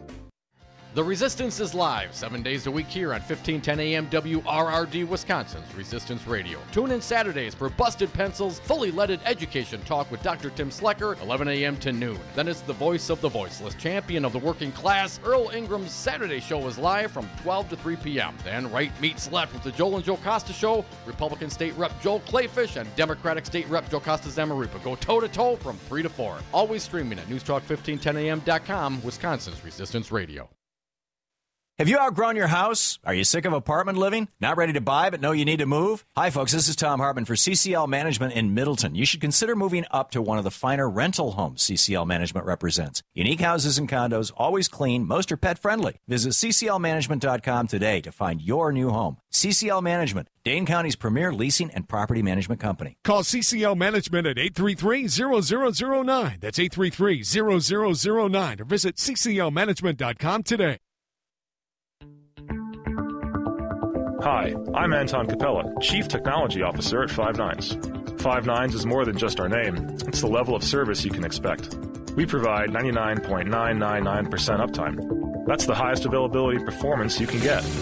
You have enough to worry about with your business data, web, security, and cloud services, so we'll manage your IT so you don't have to. Visit 5nines.com. That's the number 5nines.com. You're not wired to have a response to this sound. But when we introduce a new stimulus, Save the Food, we're helping to stop food waste. Save the Food. For tips and recipes, visit savethefood.com. Brought to you by NRDC and the Ad Council. Adopt US Kids presents Multiple Choice Parenting. You've messed up your daughter's haircut. Do you A, get spiritual? Mom, where's the mirror? Beauty is within. Oh. B, find the positives? Less time blow drying, more time texting? Or C, show empathy? Mom, you really don't have to. Twinsies! I kinda love it. You don't have to be perfect to be a perfect parent. Thousands of teens in foster care will love you just the same. For more information on adoption, visit adoptuskids.org. A message from the U.S. Department of Health and Human Services, Adopt U.S. Kids, and the Ad Council. I'm Jesse Pica-Holz with Solidarity Realty. If you're looking for a home in Madison or Dane County, call me. I know Madison. I know homes. I'll protect your best interests. Call Solidarity Realty at 608-284-9311 or search solidarityrealty.com. When they go low, we get high. Dom and Krutz are the Devil's Advocates. And we are back from the 420 break. Thank you so much for listening to the Devil's Advocates radio show on Wisconsin's Resistance Radio. Phone lines are open, 844-967-2789. Dominic, you had a 1-800 number, the suicide hotline for the people. Yes, thank you, State Senator Patty Schachtner, talking suicide. If anyone needs it, here it is for you. National Suicide Prevention Lifeline, 1-800-273-8255. 1-800-273-8255. That's 800-273-TALK. Dominic, sort of on a related note, real quick, the March for Our Lives kids, the Parkland, Florida kids, are in the state of Wisconsin next 2 days. In fact, there are events all around the state that you can take part in, starting tomorrow in Janesville at 2 p.m., Janesville Youth Meetup at the Pontiac Convention Center. That happens 2 p.m. tomorrow, Friday, June 22nd. And then tomorrow night, Madison Town Hall and Voter Registration Party at the Alliant Energy Center, beginning at 5 p.m. That event's slotted for about 3 hours. And then coming up on Saturday in Milwaukee, a Milwaukee Town Hall at the Wisconsin Center, beginning at 5 p.m. RSVPs are encouraged. Once again, the March for Our Lives kids, or what are they calling this tour? I believe they're calling it the Summer of Peace, end of school year rally and March for Peace. Again, Janesville, Madison, and Saturday in Milwaukee, Wisconsin. Are you seeing that online, Crudy, if people want to check it out? Is there a site they can go to? March for Our Lives, March for, F-O-R, ourlives.com /tour. And once again, tomorrow, Janesville at 2, 5 o'clock at the Alliant Energy Center in Madison, Wisconsin. And then on Saturday, here in Milwaukee, a Milwaukee Town Hall at the Wisconsin Center beginning at 5 p.m. We encourage you, if you so choose, to go out and activate, join the kids. I wish I'd have known about this a little sooner. I would have been promoting this big event. Come back with us. We always promote the Devil's Advocates. And most importantly, you can be a part. Join us on the phones, 844-967-2789. And I love to live so pleasantly. Live this life of luxury, blazing on a sunny afternoon. In the summertime, in the summertime, in the summertime, in the summertime, in the summertime.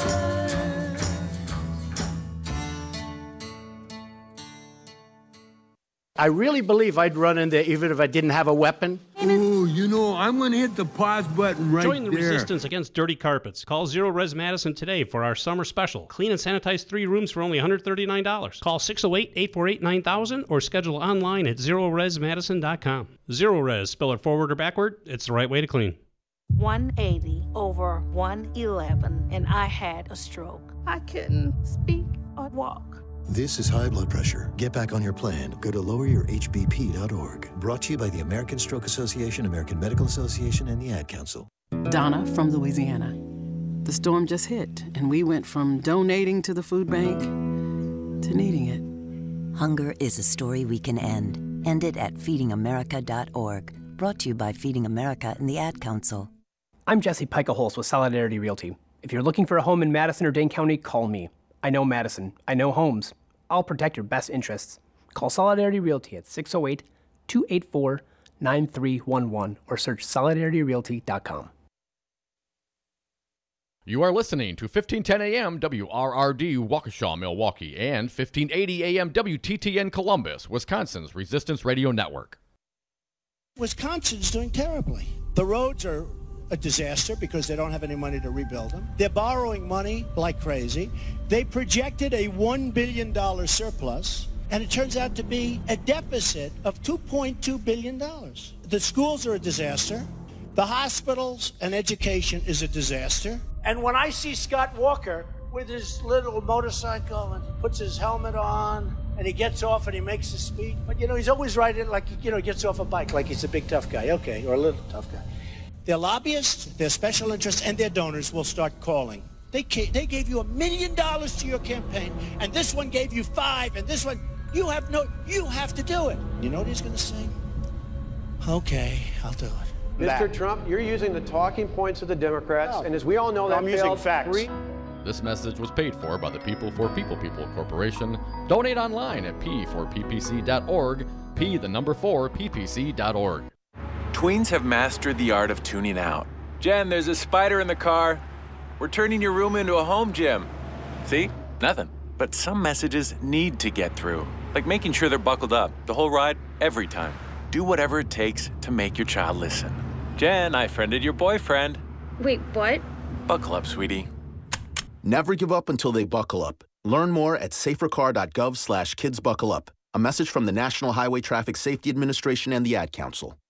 The Devil's Advocates. Tom Perez, chair of the Democratic National Committee. Scott Walker went on something of a Twitter storm, very Trumpian. What do you think this foretells for Scott Walker's future as the governor of the state of Wisconsin? Wisconsinites have woken up. He talked about we need an optimistic message. How can you make people feel optimistic when you take away their health care? How can you make people optimistic when you take away the right to bargain? How can you make people feel optimistic when you're gerrymandering the heck out of districts? Radio for the 99%. For Wisconsin's Resistance Radio Network, my name is Keith Gostad. The Milwaukee Common Council has unanimously passed a resolution prohibiting the use of e-cigarettes on city property or in public spaces. The legislation was sponsored by Alderperson Mike Murphy and co-sponsored by Council President Ashanti Hamilton, Cavalier Johnson, and Malele Coggs. Last month, the municipal court increased the fine for selling tobacco to minors and raised the fine for retailers selling single cigarettes from $181 to $321 for first offense. Several Wisconsin lawmakers are speaking out against the federal government separating immigrant children from their parents at the U.S.-Mexico border. Wisconsin U.S. Senator Tammy Baldwin joined 48 other Democratic senators in backing a bill that stops the policy of separating families at the border. For Wisconsin's Resistance Radio Network, my name is Keith Gostad.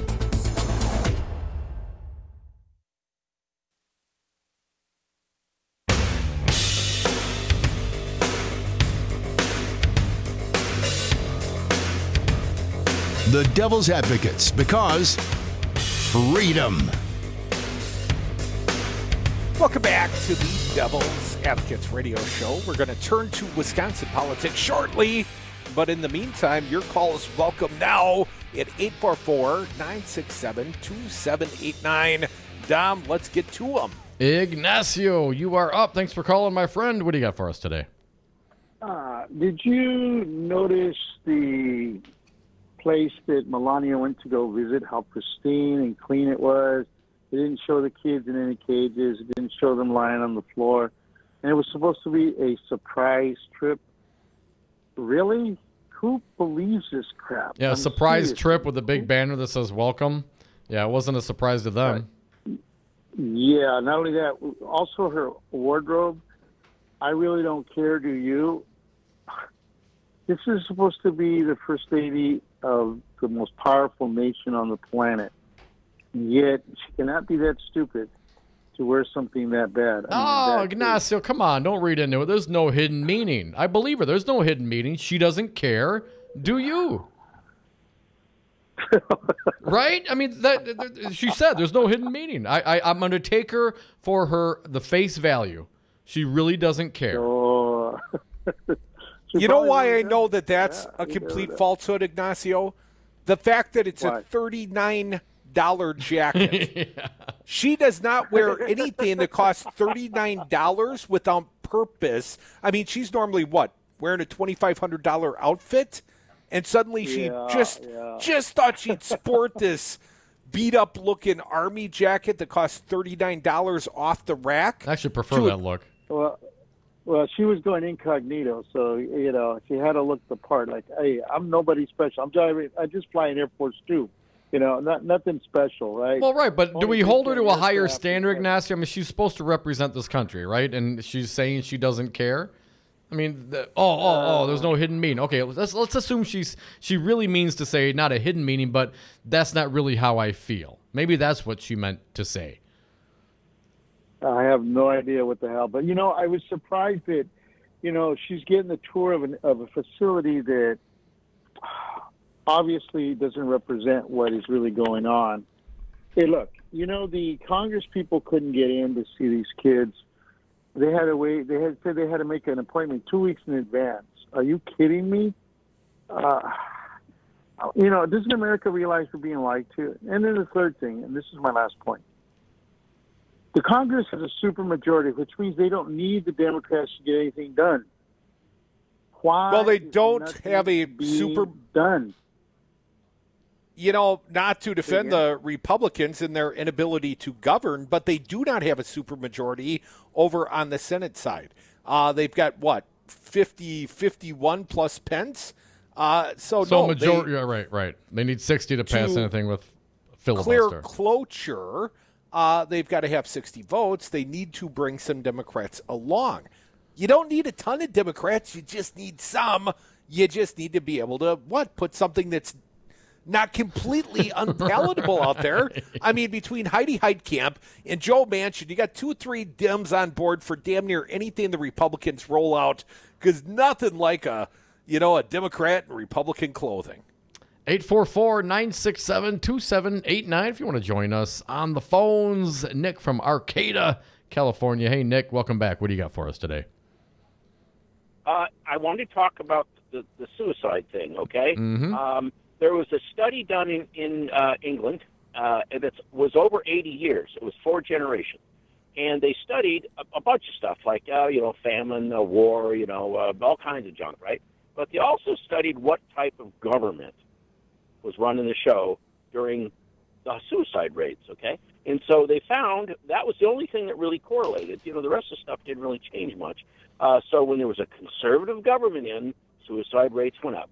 When a liberal government came in, suicide rates went down. And this was consistent over 4 generations. And I don't have a computer in front of me, so I can't give you the actual study name, but it's out there. I know for a fact because I've read it once. Anyway, so I thought that that wasn't brought up with your the senator's chat. Sure. So the suicide that needs to go into the mix. The suicide rate nationwide since 1996, according to Patty Schachner's press release, is up 25%. But I read earlier this week, and I didn't want to bring it up and draw this sort of conclusion, but earlier this week I've read that suicides in the state of Wisconsin are up 25% since 2011, since Scott Walker has been the governor, since we started doing austerity, since we started attacking the teachers. Now, I would point out, that time frame was preluded by, as Walker would describe it, Jim Doyle's national recession, so there might have been some fallout financially, but I think we've got a country in despair in a lot of different ways. I mean, be it the opioid epidemic, the number of people that are ODing because they're despair. They're in despair. That's they right. can't.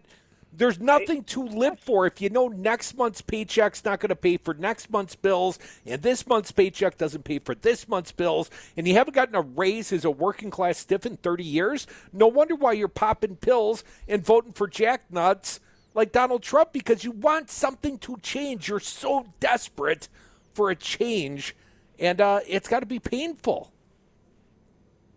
Well, it is, and let's face it, checking out on opioids is better than blowing your brains out in your house and having your wife have to deal with it. You know what I'm saying? Well, unless you pop one too many or snort one too many, and your wife still got to deal with your dead body. I think there's more actual suicide by pill than people think. Will credit it to. Yeah, I would agree with you there, man. Hey, Nick, do me a favor. If you're when you get in front of a computer, sometimes shoot us an email. Or post it on our page if you would. I'd love to take a look. I did a quick search, didn't find anything, but we're in the middle of a show. If you could help us out, Nick, I'd really appreciate it. I'll look it up. All right. Okay. Thanks a lot, man. 844-967-2789. Let's keep going on the phones. Bill from Oconomowoc, you're up. Thanks for calling, Bill. What do you got today? Hey, thank you. You guys are probably the only voice we have here in Wisconsin that it can at least start making sense and deal in reality. Have you ever thought of the concept, kind of tongue-in-cheek, like big-time wrestling, taking on the other talking heads in Milwaukee radio, inviting them to your show? What's going to happen is they probably won't do it. We'll call it the Crickets Club because that's all we're going to hear. And if we challenge them, one of them will probably come on your show. And he'll probably do it with only the agreement you come on his show or whatever. But that would be radio worth listening to. That'd be radio worth paying for. I am serious. Well, I feel almost semi-confident that if the offer was extended, Dan O'Donnell might take us or me up on that offer. Dan O'Donnell still owes me a beer. When I went out there and threw my hat in the ring, at least briefly, running for governor, surprisingly, to my surprise, Dan O'Donnell had nothing but nice things to say about me and my buddy Dominic. So I think Dan O'Donnell would do it, but I think there's some corporate masters that might get in the way. Mark Belling would never do it. Mark Belling won't acknowledge you in the hallway. We used to go over and do some shows at WISN. Belling doesn't like humanity. So it's not going to be Belling. Dominic might get on Vicky's show, but I have no desire to put Vicky on our show again. Yeah, she has because been Vicky on the show. McKenna has been on our show, I believe, from the Winking Lizard in Cleveland outside the RNC. And MD Dan Kittle. O'Donnell's probably the... What about Kittle? Kittle's been on the show Yeah, before. MD Kittle is filled in for you and been a guest on the show, and he's not even... If I may, Dan O'Donnell knows me. And if you say Bill from Oconomowoc proposed this, you would at least get a chuckle. Because I go on his show on an average of 3 times a week, and I always lock horns with him, and I like to listen to his latest propaganda speech. and of course, it ends up with him talking over me after he hung up on me 5 minutes ago, and his listeners believed he still got me engaged. But that's how Dan does things, you know. If he can't win a battle, he can talk over you. But if he came on your show, wow, you guys, I don't know what the ratings are in radio, but if that doesn't send it to the rough, nothing else will. Kind of like Crossfire, kind of like some of the older shows. It's never been done to my knowledge in Milwaukee radio. You guys would be the trendsetters. Well, Bill, here's the problem, and we appreciate your call. First problem, why are you calling Dan O'Donnell 3 times a week? I think that's the first time we've had you on this show all week, Bill. And above and beyond that, I don't want to punch down. So what is it, Rush Limbaugh or nothing? Alex Jones? I would settle for Papa Bear Bill O'Reilly. I would debate O'Reilly in studio. No, of course I would debate Dan O'Donnell. I don't think his corporate masters would let him go on our show because as I'm driving out of Madison some days, Dom, I used to troll our buddy Dan Connery. Not trolling. I mean, you're calling in and providing your opinion. And actually, it was usually received in some sort of semi-polite fashion. And Dan and I said some nice things. I think he's entertaining radio. I offer him that compliment. But I used to call into Dan Connery's show, and Preble, the producer over there, used to be our producer, Dom. He told me, you've been banned. Come on, Prebes. Tim Scott came running down from the office one day and said, is that Crute? He said, yeah. He said, don't put him on the air again. So, again, I would hate to punch down with those, radio hosts from a bankrupted bankrupted competitor across town. Well, I guess I would say this. Around the state. Bill, it's a great idea, and I know like Vicky's show is competing with ours. I think she's on in the afternoons, but Dan's in the morning, right? And Kittle's in the morning, or whatever he's filling in. Kittle works for the McIver Institute. I don't know why we threw him in with the others. Well, he's filling in right now. Yeah, he's a fill-in guy. But really, he's a paid hack for the right-wing establishment. I like Kittle, and I'd say that to his face, but he's doing nothing but cash and Koch brother checks. I mean, they got the McIver Minute over on WISN. He's providing paid content, and that's the difference, Dom. Yeah. Nobody's paying for this content. We are the Devil's Advocates.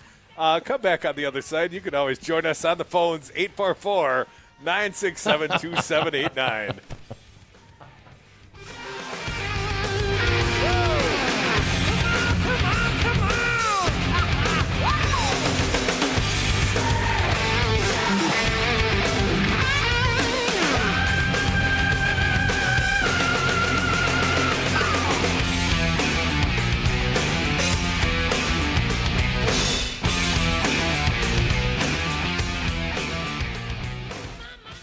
I'm your huckleberry. You know, we'll deal with this tomorrow night. I'm afraid the strain was more than he could bear.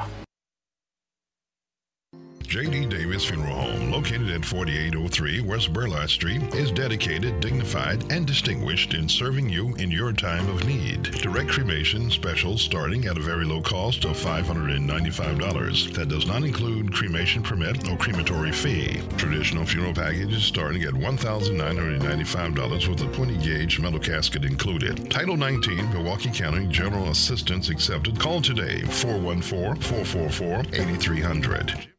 What are you waiting for? It's time to join the union. I'm Andy Buck, field representative with the Painters and Allied Trades District Council 7 of Wisconsin. You're already doing the work. You deserve to make a fair wage. You work hard, but your body isn't going to last forever. Cash feels great in your hand, but having health insurance, a safe workplace, and a secure retirement gives you peace of mind. Join the union and make your job your career. Look us up online, Painters and Allied Trades of Wisconsin. If you're a painter, glazer, drywall finisher, start getting paid like it. Join the union. Looking for a job worth talking about? Teaching is creative, collaborative, and intellectually challenging. See why teachers have better work stories at teachdfw.org and learn more about becoming a teacher. Brought to you by Teach and the Ad Council. This message is for all of you sitting in the passenger seat. And apologies if it gets a little uncomfortable, but how does it feel to be at the mercy of someone who thinks a random text is more important than your life? Someone who takes their eyes off the road while speeding along in a 3-ton hunk of steel. Freaky, right? Well, why not just ask them to stop? Or better yet, volunteer to text for them. It might be a little awkward, but believe me, you'll live. Learn more at stoptextstoprex.org. Brought to you by the Ad Council and the National Highway Traffic Safety Administration. Join the resistance against dirty carpets. Call Zero Res Madison today for our summer special. Clean and sanitize 3 rooms for only $139. Call 608-848-9000 or schedule online at zeroresmadison.com. Zero Res, spell it forward or backward, it's the right way to clean.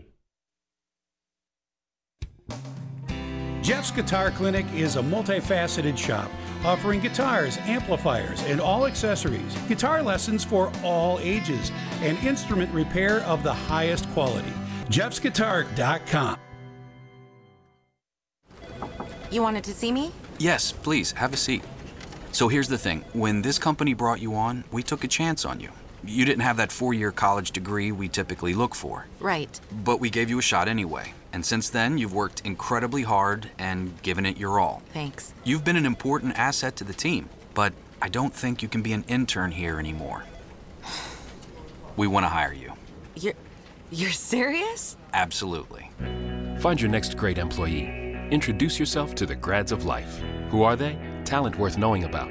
Young adults of unique determination and experience. An ideal fit for your company in an entry-level position, internship, or even mentorship. They might not have every qualification you typically look for, but they're exactly who your company needs. I won't let you down. I know. Don't miss out on a resource many innovative companies have already discovered. Go to gradsoflife.org to learn how to find, cultivate, and train this great pool of untapped talent. Brought to you by the Ad Council and gradsoflife.org. I'm jumping in with my clothes on. Most party fouls are pretty dumb, but if you decide to drink and drive underage, you could lose your license and your freedom. Learn more at ultimatepartyfoul.org. Brought to you by the National Highway Traffic Safety Administration and the Ad Council. Person who's against these regulations to keep poop out of your water and poison out of your food, if one of their offspring had a third arm coming out of their forehead, I would just think that would be awkward. You'd be very top heavy. But you would be one heck of a football player. How would they make a helmet? All you gotta do is cut a hole in the helmet for the hand to come through, and you could catch but then passes you're elbowing all over everybody in the face every time you walk around. Wear an elbow pad. You'd be fine. How would you see? You would be a heck of a football player. Would you be an arm unicorn? 414 Wisconsin, weekdays 2 to 3 p.m. The Devil's Advocates, the fix for political junkies everywhere. And we are back. Thank you for listening to the Devil's Advocates radio show on Wisconsin's Resistance Radio Network, streaming live on YouTube and Facebook pages, on Twitter at Devil Radio, and the party line to talk or text 844-967-2789. Let's get to them. Mark from the SAC, you're on. Hey, Mark, how you doing? I'm doing okay. It looks like our buddy Mike there is jumping on the little kids too, that with his little post of bringing up the womp con. Yeah, comment, we have to get rid of these trollers, man. It's just getting to be a little much. Yeah, and I, gently said that he might, that I kind of hope they have nightmares over this stuff, and he took that as as some kind of physical threat. I mean, what kind of, They're trolls, upon you. That's what they do. Everything you say, everything you do, they're going to respond to try to get you, to stab you, to poke you in the eye a little bit, and get a reaction and waste all of your time. It's just I kind of just they're not worth the effort anymore. Though I did send something to you guys that I found from, I don't know if you remember that old Rome series. You can take a look at that and see if that's more appropriate for these guys. Of all the trollers that we have, Mike is actually, I think he's called in at least once, so I know he's a real human being. Although he claims a fake name when he calls in. Right, but we have caller ID. But, don't tell all our secrets, Tom. I'm down with the discourse, but, sometimes it gets to be a little much when you're just out to get someone's goat. Well, I mean, and, that I have read enough fiction and enough history, that I could, really let them have it. But I mean, I guess I'm. Then he takes the time, Mark. Who's got the time? Yeah, I guess I just don't anymore, because it just, when they went through and edited their posts, their previous posts about, the infestation of brown people. I mean, it looks like him and Bobby Ballwig and. No, Bob's a real guy. Bob's a real guy, because I had to teach Bob how to stream us live. Even though he's a hater, I had to tell him how to find us when we were off the air in Wisconsin there for a month or two. It is just amazing that these guys, that they went to the effort of doing that. They go to the effort of posting all this hate, then they peel it back when it looks like the boss is rolling back a little bit. But what are they going to do when the boss rolls down the hate again? But Mark, you're looking at this like an amateur. Don't you understand? That's most of these trolls' vocation. They get paid by the response.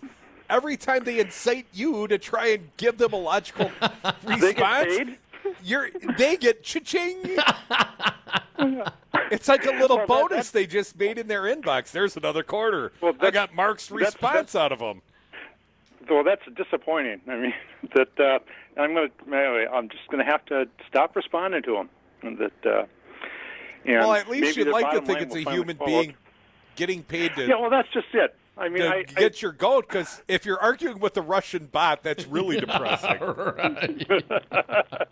Yeah, it's just that I'm still, in spite of it, that I'm still trying to be a little bit,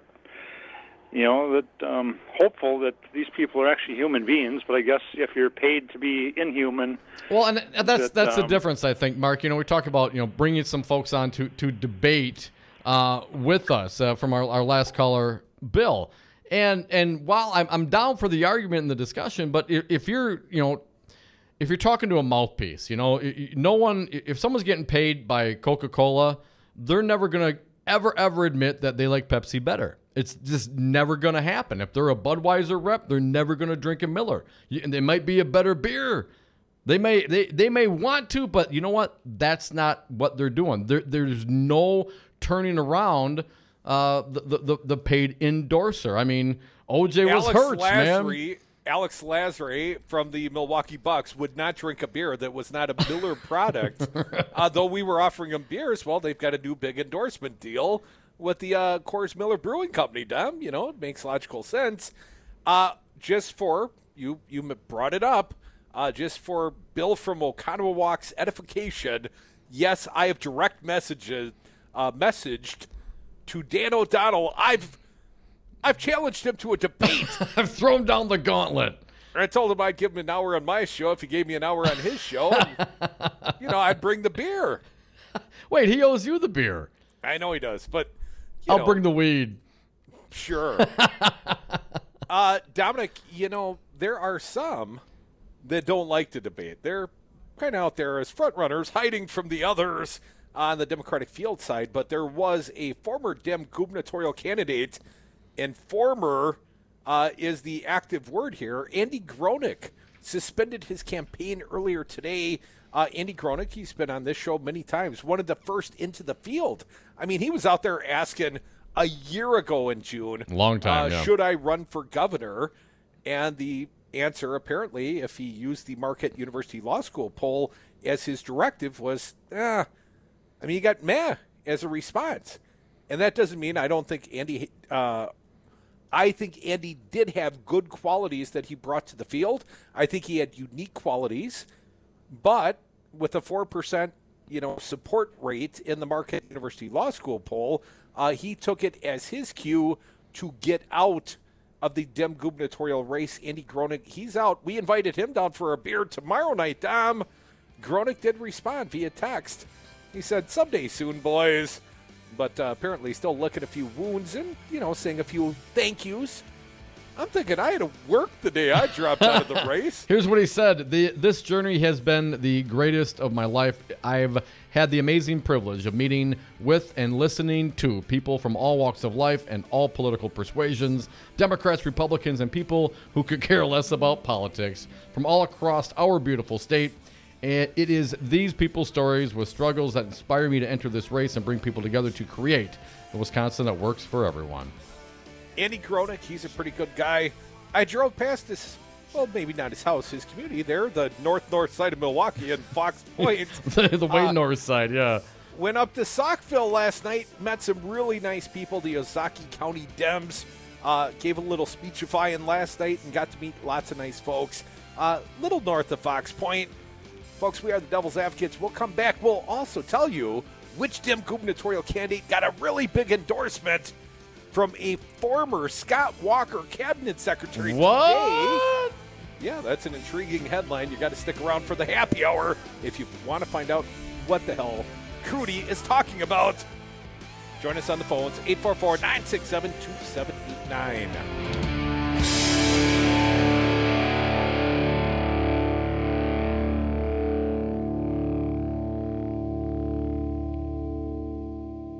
Having a great time.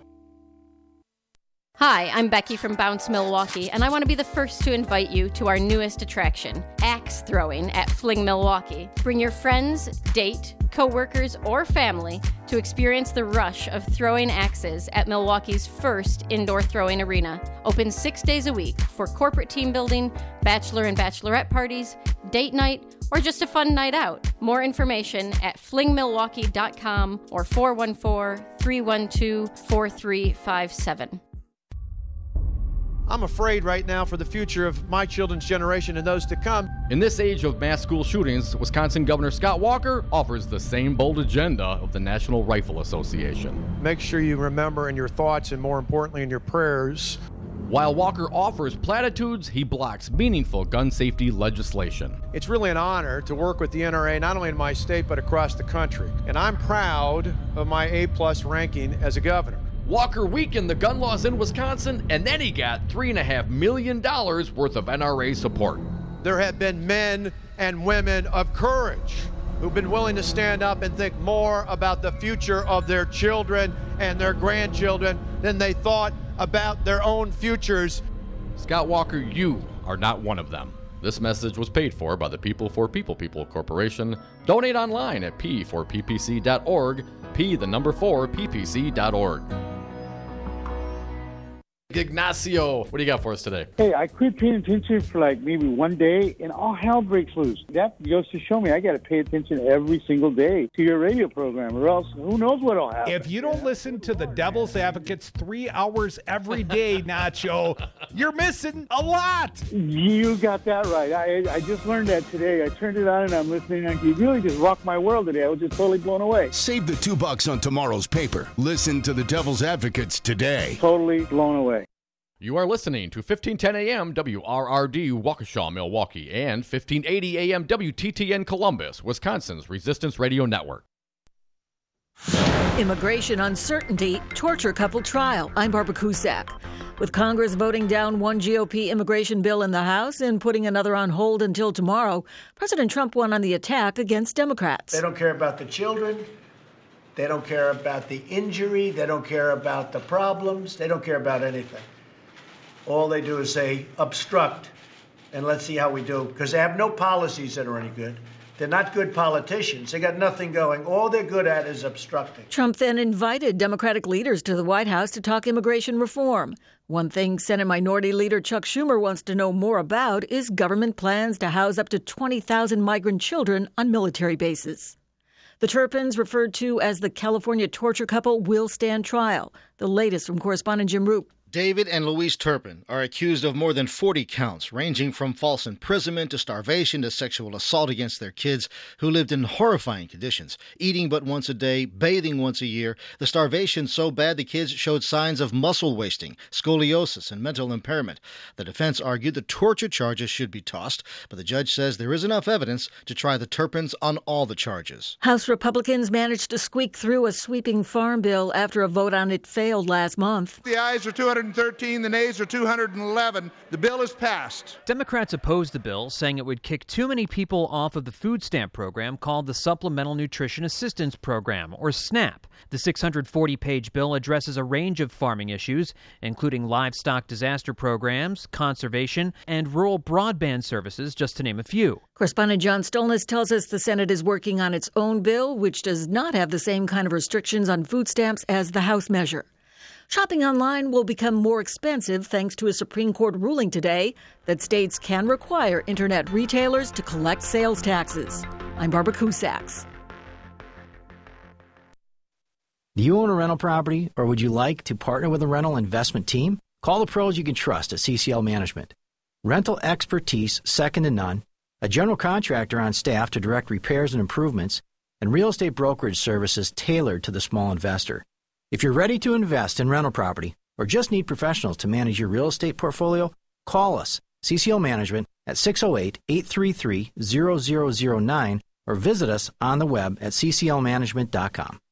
Have a drink at Regano's Roman Coin. This neighborhood corner tavern is as classic as the street it occupies. Family owned and operated since 1966, Regano's Roman Coin is located in a former Pabst Tide House on historic Brady Street, serving an array of craft beers with a focus on Wisconsin breweries. Also, weekly drink specials, trivia on Wednesdays, seasonal sporting events, parties hosted for all occasions, and pet friendly. Open 11 a.m. Tuesday through Friday, 10 a.m. Saturday and Sunday, closed on Monday. Regano's Roman Coin, Milwaukee's pet friendly, cash only order and classic corner tavern.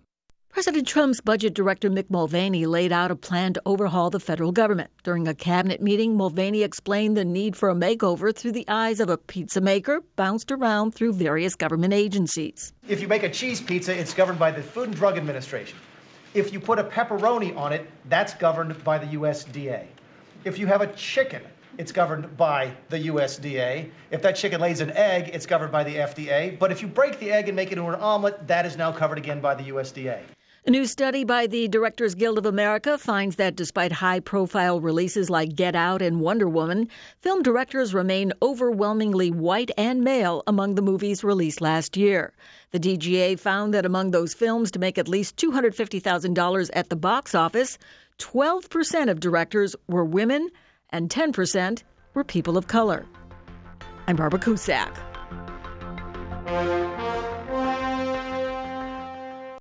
I'm Jesse Pica-Holz with Solidarity Realty. If you're looking for a home in Madison or Dane County, call me. I know Madison. I know homes. I'll protect your best interests. Call Solidarity Realty at 608-284-9311 or search solidarityrealty.com. Indoor baseball, anyone? Most party fouls are pretty dumb, but if you decide to drink and drive underage, you could lose your license and your freedom. Learn more at ultimatepartyfoul.org. Brought to you by the National Highway Traffic Safety Administration and the Ad Council. Tune in to The Resistance, Wisconsin's Resistance Radio. Start your weekday off with the Earl Ingram Show from 7 to 9 a.m. Next is the Stephanie Miller Show from 9 to 11. Then from 11 to 2, it's the Tom Hartman Program. At 2 o'clock, it's 414 Wisconsin. Then from 3 to 6, it's the Devil's Advocates. Mandatory listening. Wisconsin's Resistance Radio.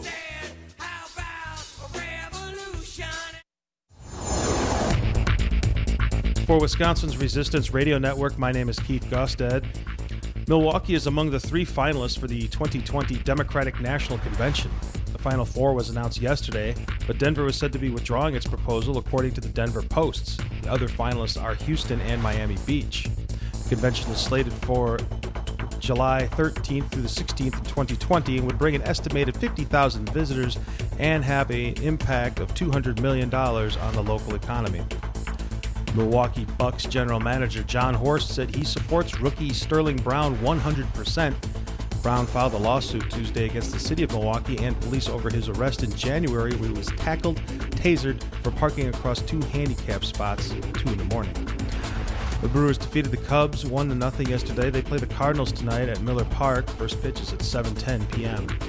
For Wisconsin's Resistance Radio Network, my name is Keith Cross.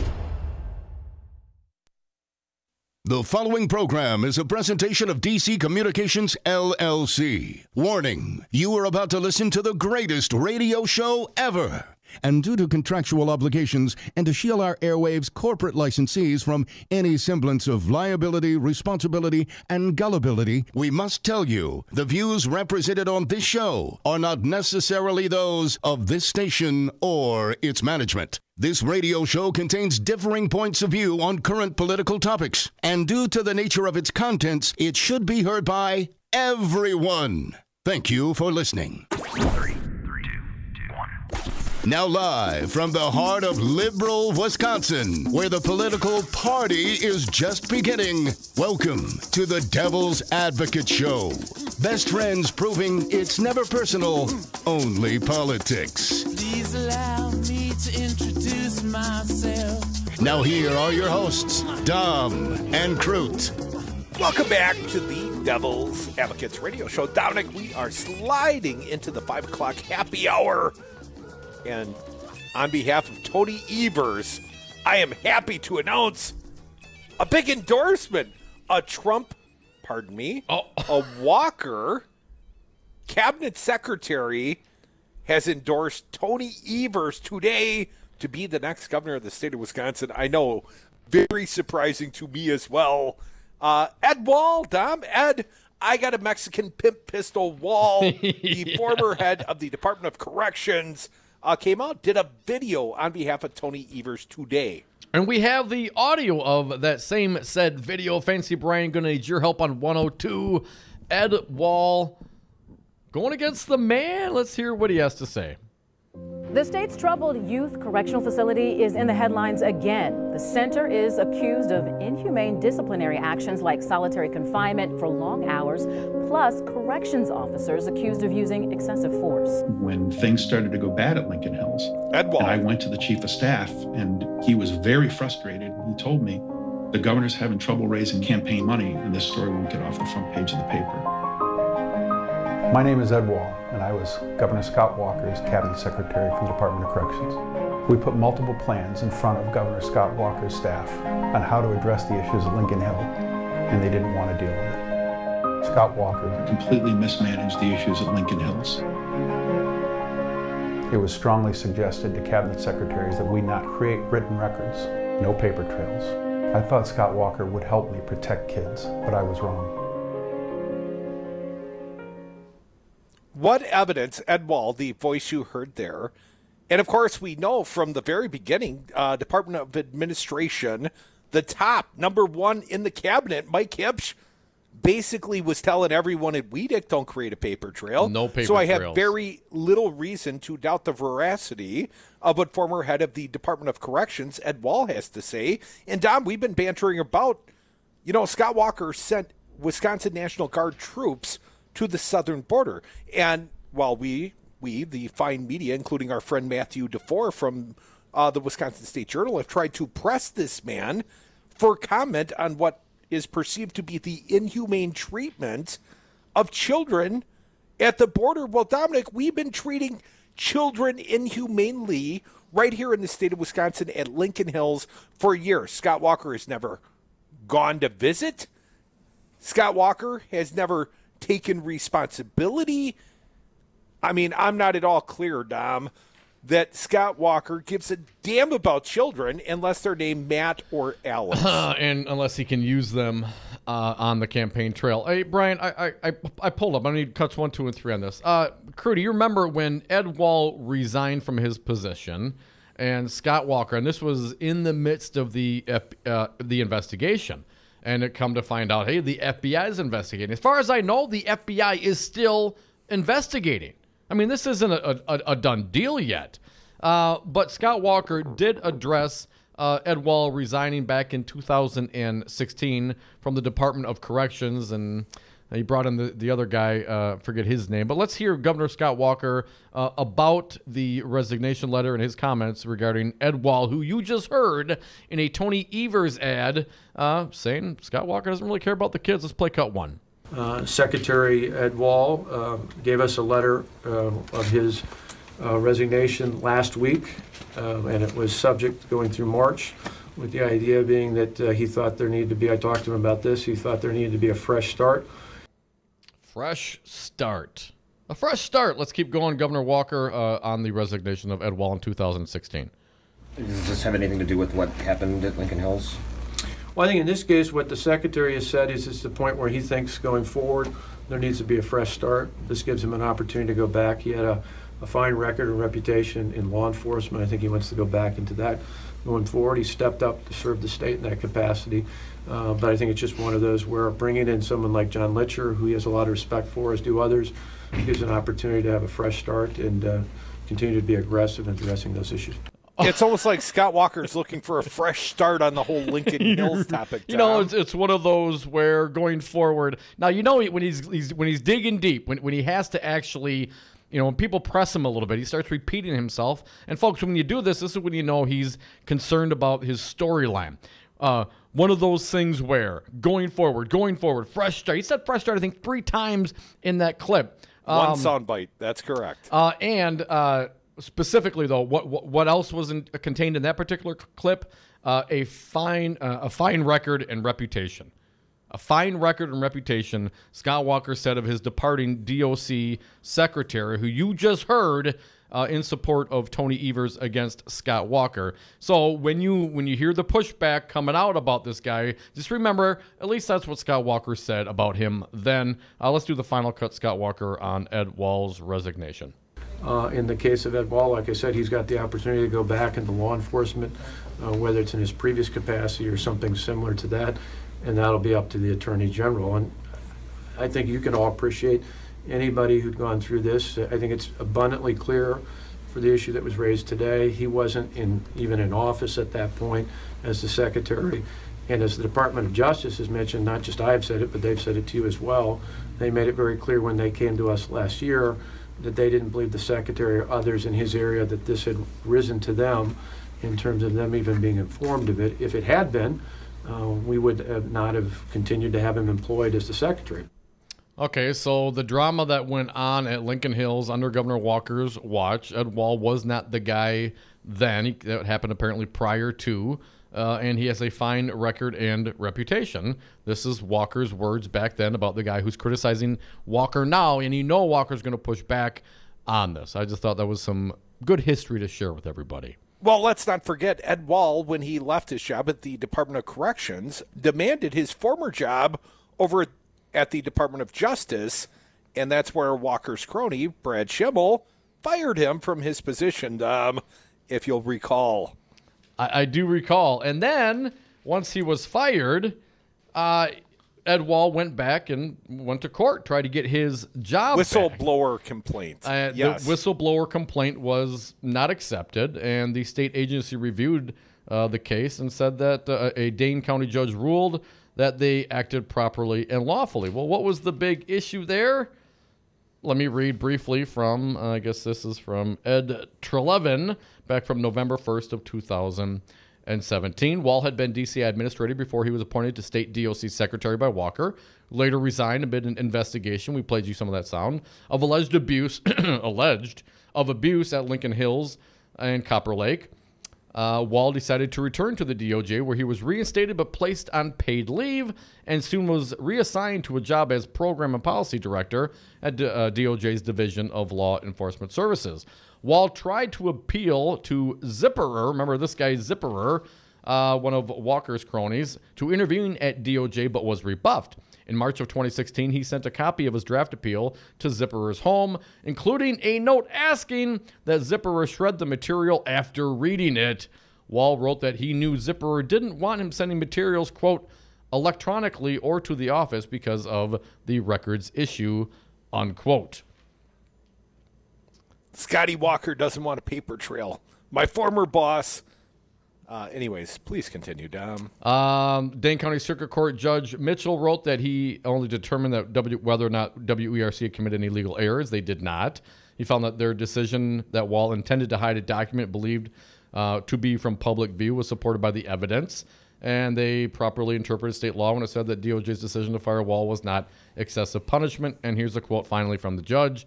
WERC made a reasonable inference in concluding that Wall's misconduct not only had the potential to erode public trust in government, but also to erode Wall's ability to perform the duties of his high-level position. Wall's misconduct could easily cause subordinate employees to lose trust in his ability to manage and perform his responsibilities effectively and faithfully. So Wall got basically canned for doing the same thing that this administration, the Walker administration, has been telling their people to do, and that is to walk it over and talk to me. Don't send me letters. Don't send me emails, mob style. But he made the mistake of putting it further in writing to destroy, evidence so it couldn't later come to light through open records request. Dom, Ed Wall's supposedly an author working on a tell-all book. Do you think that'll drop before or after the FBI investigation on Lincoln Hills? Because we've been long waiting for a resolution on that. Let's not forget the very last John Doe in the state of Wisconsin's history.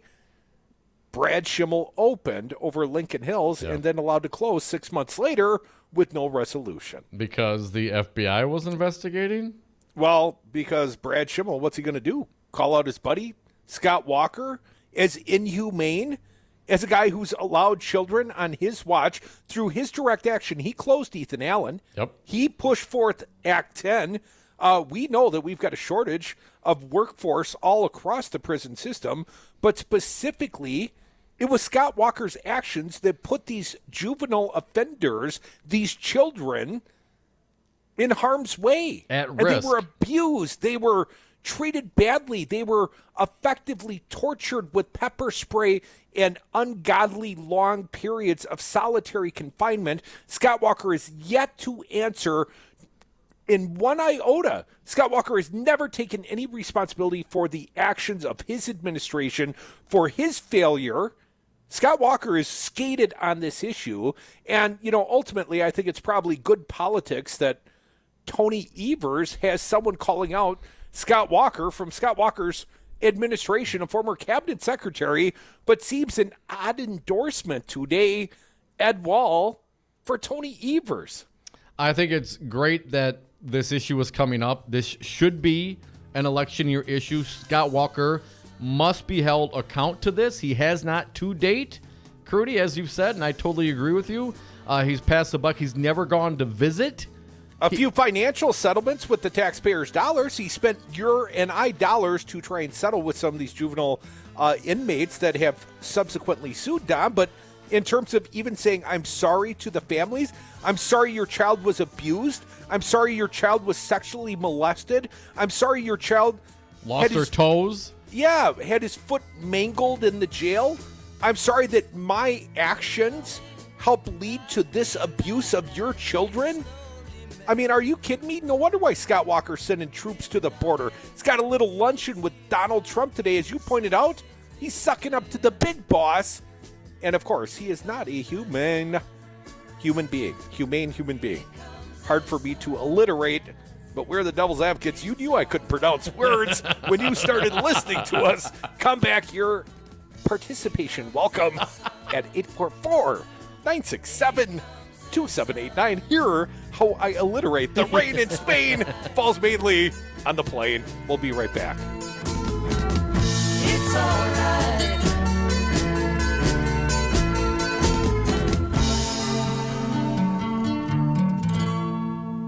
Scott Walker. Everything you always wanted in a governor and less. What are you waiting for? It's time to join the union. I'm Andy Buck, field representative with the Painters and Allied Trades District Council 7 of Wisconsin. You're already doing the work. You deserve to make a fair wage. You work hard, but your body isn't going to last forever. Cash feels great in your hand, but having health insurance, a safe workplace, and a secure retirement gives you peace of mind. Join the union and make your job your career. Look us up online, Painters and Allied Trades of Wisconsin. If you're a painter, glazer, drywall finisher, start getting paid like it. Join the union. If you're like a lot of companies, you know you need IT, but you aren't sure where to start. That's where Five Nines comes in. Hi, I'm Todd Stryker, President and CEO. For almost 15 years, Five Nines has been providing IT solutions to companies just like yours. We'll show you the solutions that are right for your business and give you the roadmap to success in the future. Find us at 5nines.com. That's the number 5, NINES.com.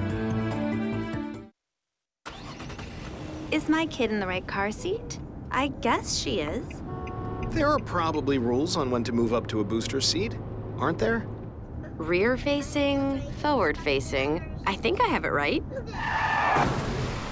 Car crashes are a leading killer of children 1 to 13. Are your children in the right car seat for their age and size? Don't think you know. Know you know. Go to safercar.gov/the right seat. Brought to you by the National Highway Traffic Safety Administration and the Ad Council.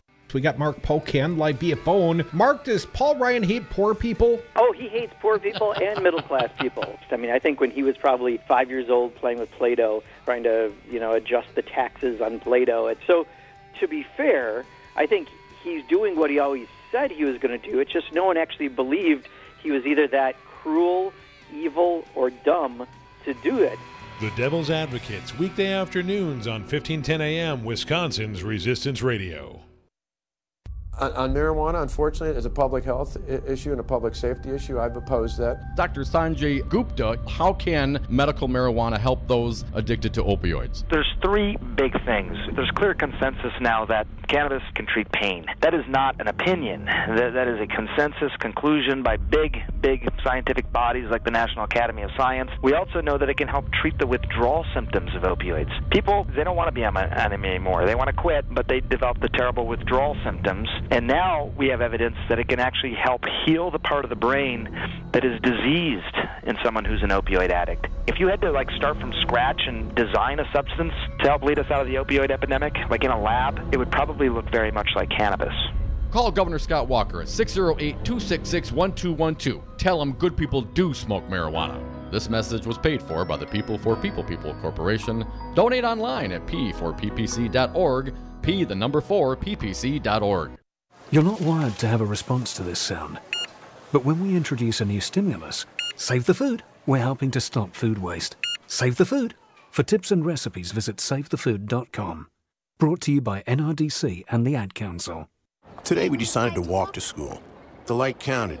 15, 14. 13? We took a left on Carroll Street. Danny's smart, but he gets distracted. He realized he forgot his homework. I hope he doesn't have another bad day at school. When you can see learning and attention issues from their side, you can be on their side. That's why there's Understood.org, a free resource for the parents of the 1 in 5 kids with learning and attention issues. Go from misunderstanding to Understood.org. Brought to you by Understood and the Ad Council. Join the resistance against dirty carpets. Call Zero Res Madison today for our summer special. Clean and sanitize 3 rooms for only $139. Call 608-848-9000 or schedule online at ZeroResMadison.com. Zero Res, spell it forward or backward, it's the right way to clean. The Devil's Advocates, making radio great again. And we are back. Thank you for listening to the Devil's Advocates radio show on Wisconsin's Resistance Radio Network, streaming live on YouTube and Facebook, on Twitter at Devil Radio, and on the lines toll free 844-967-2789. Dominic, once in a while I ask the burning question, where's Wanker? And I ask you now, where was Wanker today? Where did he have lunch? Wanker was at the White House. No wonder why he was so eager to agree to send troops to the border. He knew he was going to be sucking up to the president today. That is very true. Dom, Molly Beck, our friend at the Milwaukee Journal Sentinel Online, reports Governor Scott Walker joined a handful of other governors for lunch with President Donald Trump at the White House Thursday. Walker's spokeswoman, Amy Hassenberg, said Walker was in D.C. to participate in a summit with Commerce Secretary Wilbur Ross and Foxconn executive Louis Wu to persuade companies to invest in Wisconsin, like Foxconn has. What, do you bring the state taxpayer's checkbook? Because as far as I can tell, you pay a corporation multi-billion dollars, they'd probably locate here. Right, hell, we did it for free. Or as Molly Beck says, the Taiwanese tech giant is planning to build a $10 $9 billion, 10, 9. What's $1 billion between headlines, Tom? Well, $9 billion gets you the full benefit, so they don't have to spend the 10 to get all the money. They intend to build a $10 billion plant in Racine County that could employ up to 13,000 workers, a project that will be aided by $4.5 billion. Financed. State and local incentives resulting from negotiations led by the Walker administration, the back of the cocktail napkin, Dom, and aided by Trump. Whoa, you know it's a bad deal if Trump had anything to do with it.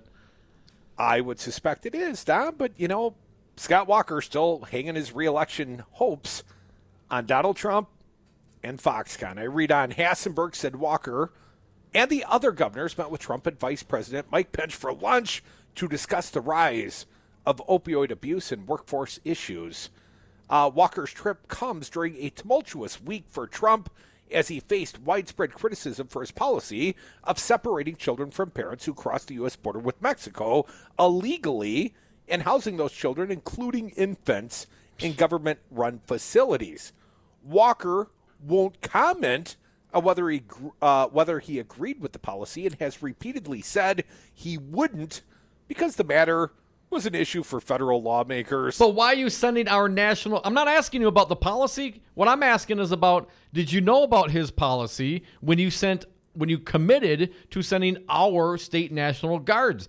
Sending our state National Guard service members is not a federal policy. That's a state policy. You can answer the question on whether or not you knew they were putting little babies in cages before you sent down our National Guard service members to aid and abet this practice. Even if they're doing administrative work, they're part of it.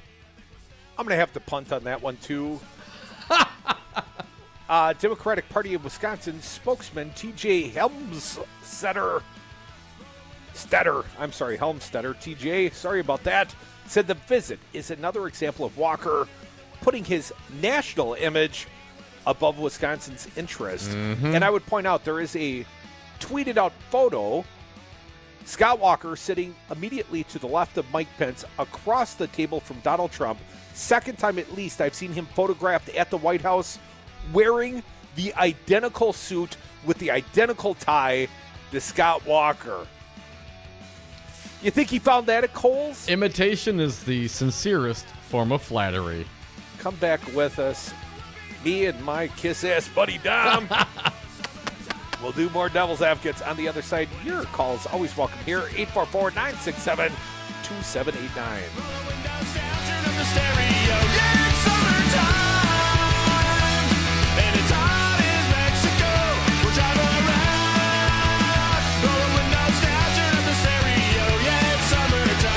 Because I've been nice to Scott Walker.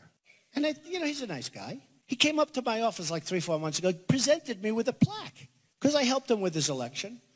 I liked that he was fighting. At least I didn't know what the hell he was doing, but he was fighting, and I like a fighter.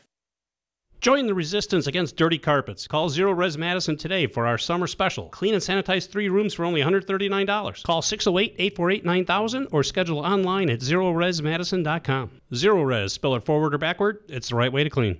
180 over 111, and I had a stroke. I couldn't speak or walk. This is high blood pressure. Get back on your plan. Go to loweryourhbp.org. Brought to you by the American Stroke Association, American Medical Association, and the Ad Council. Donna from Louisiana. The storm just hit, and we went from donating to the food bank to needing it. Hunger is a story we can end. End it at feedingamerica.org. Brought to you by Feeding America and the Ad Council. I'm Jesse Pica-Holz with Solidarity Realty. If you're looking for a home in Madison or Dane County, call me. I know Madison. I know homes. I'll protect your best interests. Call Solidarity Realty at 608-284-9311 or search solidarityrealty.com. It's hard to dream when you're fighting for 15. This is Pizza Box Mike for Wisconsin's Resistance Radio. Check out fightfor15.org to get involved in the fight for 15. Do you own a rental property, or would you like to partner with a rental investment team? Call the pros you can trust at CCL Management.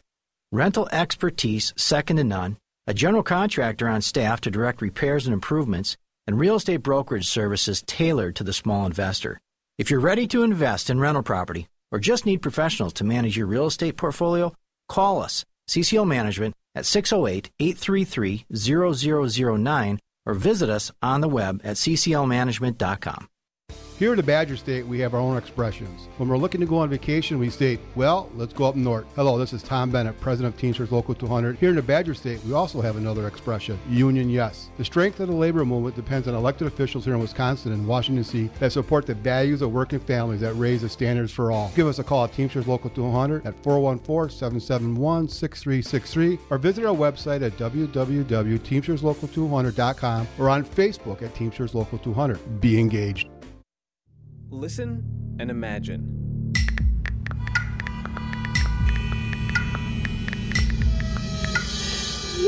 It takes 5 seconds to send a text, and for those 5 seconds, you're driving blind. Life is worth more than a text. Stay alive. Don't text and drive. Visit StopTextStopWrecks.org, a message brought to you by the National Highway Traffic Safety Administration, Project Yellow Light, Noise, and the Ad Council. The Devil's Advocates. James Santel, he's a former U.S. attorney. He's our guest live on Brady. Once again, a pleasure to be with you, gentlemen, to talk about the latest news breaking as we speak. The FBI raided Michael Cohen, Trump's personal attorney, but once they got there, then they went back and got a more thorough warrant and said, we'll take everything. My first reaction is you need to teach criminal constitutional law. You've got it just right in terms of the process. They are kind of a big deal. This is a really big deal.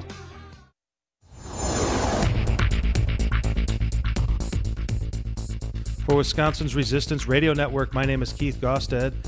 Attorney General Brad Schimel announced a $1.9 million in state grants for school safety on Wednesday, with nearly $1 million going to Madison Metropolitan School District. Afterwards, he went on to say, "We want school districts to develop with their local law enforcement the best plan for their school district." In February, and during a radio interview, Schimel was quoted as saying, "When you make a school a gun-free school zone, the only person you are stopping is the law-abiding gun owner that doesn't want to get in trouble."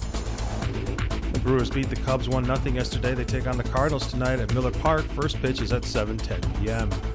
Highs today in the mid-60s with a chance of scattered showers throughout southeastern Wisconsin. Overnight lows in the mid-50s. For Wisconsin's Resistance Radio Network, my name is Keith Gosted.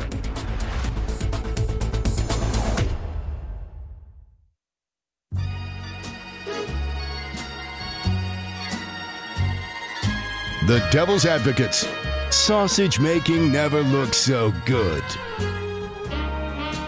Welcome back to the Devil's Advocates Radio Show. Your calls always welcome here on the toll-free 844-967-2789. Going to the phones. I think we got Jeannie from Eau Claire, our pal, waiting. Jeannie, don't mean to make you wait. Welcome to the show. Oh, but you guys are worth waiting for. Oh, you're so sweet. I've been waiting for you guys all my life. If I had a dollar. Like that one. I love it. Great show today, guys. Just like usual. I mean, I don't think there's a time that I listen to you that I'm not impressed. So keep up the great work. Oh, thank you, Jenny. I just have to say something about those kids that have been taken, from their parents. I find this just, it's like, where you get that sick feeling in your stomach, that something isn't right here, that, the pieces don't match up. And, when they're not letting the press in, even though they're spending federal funds, and this is a federal operation, they won't let the press in. They won't let our elected officials into the sites. They may get a picture, but it's provided by the Trump administration. Yeah, that doesn't count. Yes, and we don't have any oversight going on here as to, the names of the children, how many children are there. But, as we hear of, the thousands of children, and then we find out later, that they've opened secret facilities in different states throughout our country without even some of the mayors knowing that this is existing in their cities. And it's like, what the heck? And then I think to myself, what are they doing with the kids? Why are they taking these kids? What plans do they have for these kids? How do we know we don't have pedophiles working with these kids? Who is concerned about all of the safety issues involved with these children? And to me, this is a real sick deal. And if I was those Republicans, I would want to know everything that's going on here, because they are responsible for this. Even though Trump's the administrator and Sessions is involved and Walker's involved too, I mean, we don't need, he won't be looking into it because, well, he lets abuse happen right under his nose. And even when a judge sends him a letter about the concerns he has, and he don't even pay attention to it. I mean, this is really frightening and frustrating. And I hope people call I've been calling my representatives and others too, because this is sick. And they're responsible, and I want to know what they're going to do with those kids, and I want to know what's being done with those kids, because this is alarming. But thank you guys for taking my call. Jeannie, don't you think to a certain degree amongst Republicans, ignorance is bliss? Because to inform oneself about the actual inhumanity going on would force one to, have a moral reckoning with what is really going on. I mean, we've asked Ron Johnson, we've had him in the studio, you ask him a tough question, I know nothing. He gives the Sergeant Schultz response. That's willful ignorance. I've seen at least a dozen instances where Speaker Paul Ryan, number 2 to the presidency, will back out of answering a straightforward question by saying, well, I haven't studied the issue, or I haven't seen the full transcript of that. And it's basically saying, if I willfully stick my head in the sand, then I don't have to take responsibility for what's happening on my watch. But he is responsible for what's happening on his watch. And if it was my party, and they have a history of pedophilia, I'd be god darn watching what the heck's going on here in the treatment of children. I'd be right on that. Like I don't know some of the sayings, but I'd be right on it, and I wouldn't let go of it. And I'd make god darn sure that I knew every kid, and that every kid was being taken care of, because this isn't a pretty picture. And then they have a lot of people who aren't even qualified, and then they're scattered all over, and there's nobody that's, being able to keep an eye out, let alone, any press, to report back to the public. Boy, this is like huge accidents. I don't even know accidents, but bad problem waiting to happen. That's just my opinion, and I've watched them before. Hey, I got to tell you something. I got a question for you. When has Scott Walker ever made a good deal for our state? For the state? I'm not clear that he has. I mean, seemingly every deal he has made has been asinine and indefensible. Failure to accept the Medicaid money, over $1 billion. Failure to build high-speed rail. Not only did it cost us nearly $1 billion in infrastructure, it cost us another $50 million plus to pay off Talgo for the undelivered trains. He refused the broadband money. He refused $250 million from the Menominee tribe to help pay for the Buck Stadium. He refused the $25 to $35 million ongoing. And, of course, he has failed to legalize marijuana, something that would turn on the spigot to about $200 million a year in new ad revenues and create about 16,000 jobs, with us not having to pay off a foreign corporation to the tune of $4.5 billion to maybe create up to 13,000 jobs. Scott Walker is bad for the state of Wisconsin, and I rest my case. Have a great evening, guys. Thank you, Jeannie. You too. Always appreciate your calls. Couple other thoughts. Jeannie'd be on it like white on rice, like stank on a Republican. And one other thought. Jeannie would never have to hold Donald Trump accountable, because she would never join a party that would have Donald Trump as their leader. I saw I forget the guy's name, Beto, somebody on Wolf here over the break on CNN, talking about where are the girls. Of the facilities they've seen, there's a lot of young boys, but they don't see the girls. Where are the girls? There's certainly a distressing thought. And you're right. You know why they showed the boys? because it's easier to project that these are future gang members, future MS-13 members. They don't want to show the girls or the women or the babies because you might make the association that, oh, yeah, and some of these are human beings. They're all not future gangbangers. That's why they're only showing the young men, Dom. Crudy, you and I got an email today. I'm not going to say from whom it was I'm still investigating that story. I'd prefer not to go there. Oh, really? You have some investigation going on? I've been digging. I am a journalist at heart. I have got several inquiries out, but I'd prefer to All wait right. until Well, we will hold on that one. That's troubling. I will tell you, there are 2 ICE facilities here in the state of Wisconsin, one in Kenosha County and one in Dodge County. Now, those are supposed to be adult facilities. They're effectively the jails. The closest, at least as I saw represented on a map, the closest juvenile facility for ICE is in Chicago. But yeah, Dom, we'll continue to investigate. All right. Well, then I'll not bring that up. Yes, very troubling. The troubling information that's been tipped to us. While we're on this, I want to get this one out here. It's a short one. The Washington Post, J.M. Reiger. The Trump administration changed its stories on family separations no fewer than 14 times before ending the policy. Let's throw this one out there. First, it was a deterrent. Then it wasn't.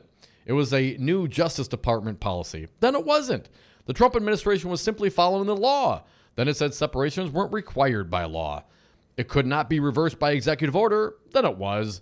President Trump's political gambit to force an immigration bill through Congress backfired Wednesday amid a series of wildly contradictory statements, which you can see for yourself in the video at Washington Post. From a White House that has been without a communications director since Hope Hicks left in March. As outrage grew over Trump's zero-tolerance policy on migrant family separations, White House officials could not even agree on what was happening at the southern border. This administration did not create a policy of separating families at the border, Homeland Security Secretary Kirstjen Nielsen said Monday. On Tuesday, Mark Short, the White House Director of Legislative Affairs, said it was indeed a policy, quote, "This is not a policy that people are excited about."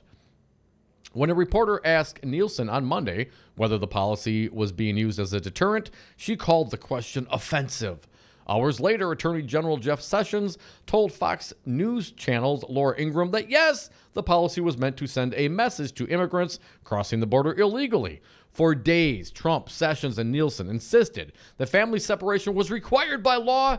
Then the White House counselor Kellyanne Conway told CNN that nobody said the law mandated family separation.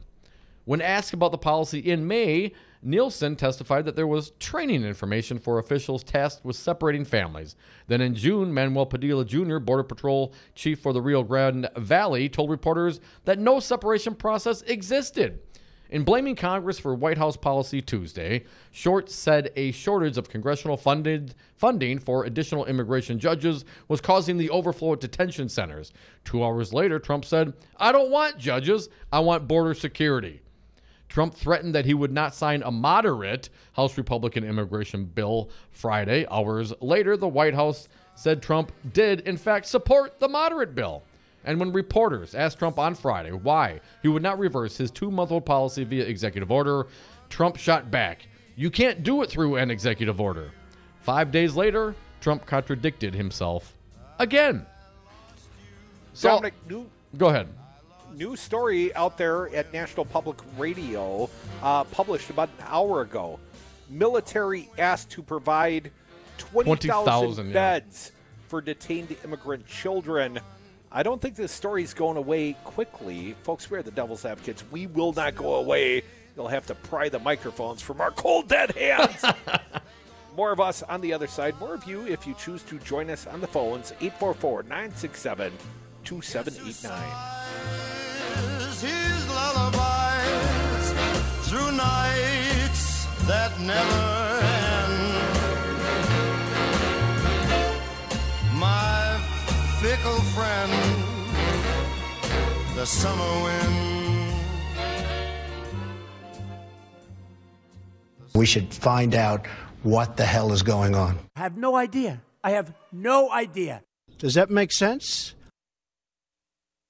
Have a drink at Regano's Roman Coin. This neighborhood corner tavern is as classic as the street it occupies. Family owned and operated since 1966, Regano's Roman Coin is located in a former Pabst Tide House on historic Brady Street, serving an array of craft beers with a focus on Wisconsin breweries. Also, weekly drink specials, trivia on Wednesdays, seasonal sporting events, parties hosted for all occasions, and pet friendly. Open 11 a.m. Tuesday through Friday, 10 a.m. Saturday and Sunday, closed on Monday. Regano's Roman Coin, Milwaukee's pet friendly, cash only order and classic corner tavern. Jeff's Guitar Clinic is a multifaceted shop offering guitars, amplifiers, and all accessories, guitar lessons for all ages, and instrument repair of the highest quality. Jeff'sGuitar.com. Looking for a job worth talking about? Teaching is creative, collaborative, and intellectually challenging. See why teachers have better work stories at teachdfw.org and learn more about becoming a teacher. Brought to you by Teach and the Ad Council. You took the first step and quit smoking, but even former smokers may still be at risk for lung cancer. That's why SaveByTheScan.org wants you to know about a new low-dose CT scan that can detect lung cancer early. It takes only 60 seconds and could save your life. You took the first step, now take the next. Visit SaveByTheScan.org for a simple quiz to see if you're eligible and talk to your doctor about screening. SaveByTheScan.org is brought to you by the American Lung Association's Lung Force Initiative and the Ad Council. It's a lot easier to measure how many times students use a semicolon correctly in an essay. Educated educators talking education. Than it is to measure how many wonderful ideas are in that essay. Busted Pencils. There is no teacher shortage. With Dr. Tim Slecker. There is a teacher exodus. Featuring Matt Damon's mom. You want to know what my mom would say? We've had an intrusion into education. Busted Pencils Radio. Saturdays at 11 on Resistance Radio. Brad Zog, owner of Zero Res Madison. Brad, why should people use Zero Res Madison? Why wouldn't you clean your carpets like this? We've got a patented system. We also do another step that most people don't do. We have a double rotating brush machine that we use when we pre-treat the carpet. So this helps dig up any of that stuff that's deeper in your carpet that the vacuum doesn't get. We're going to provide that intermediary step before we clean with our empowered water. Call Zero Res today, 608-848-9000. Zero Res. Spell it forward or backward. It's the right way to clean. Hi, I'm Becky with Bounce Milwaukee, a progressive, local, family-owned entertainment center. We just want to remind you what it's like to be a kid again.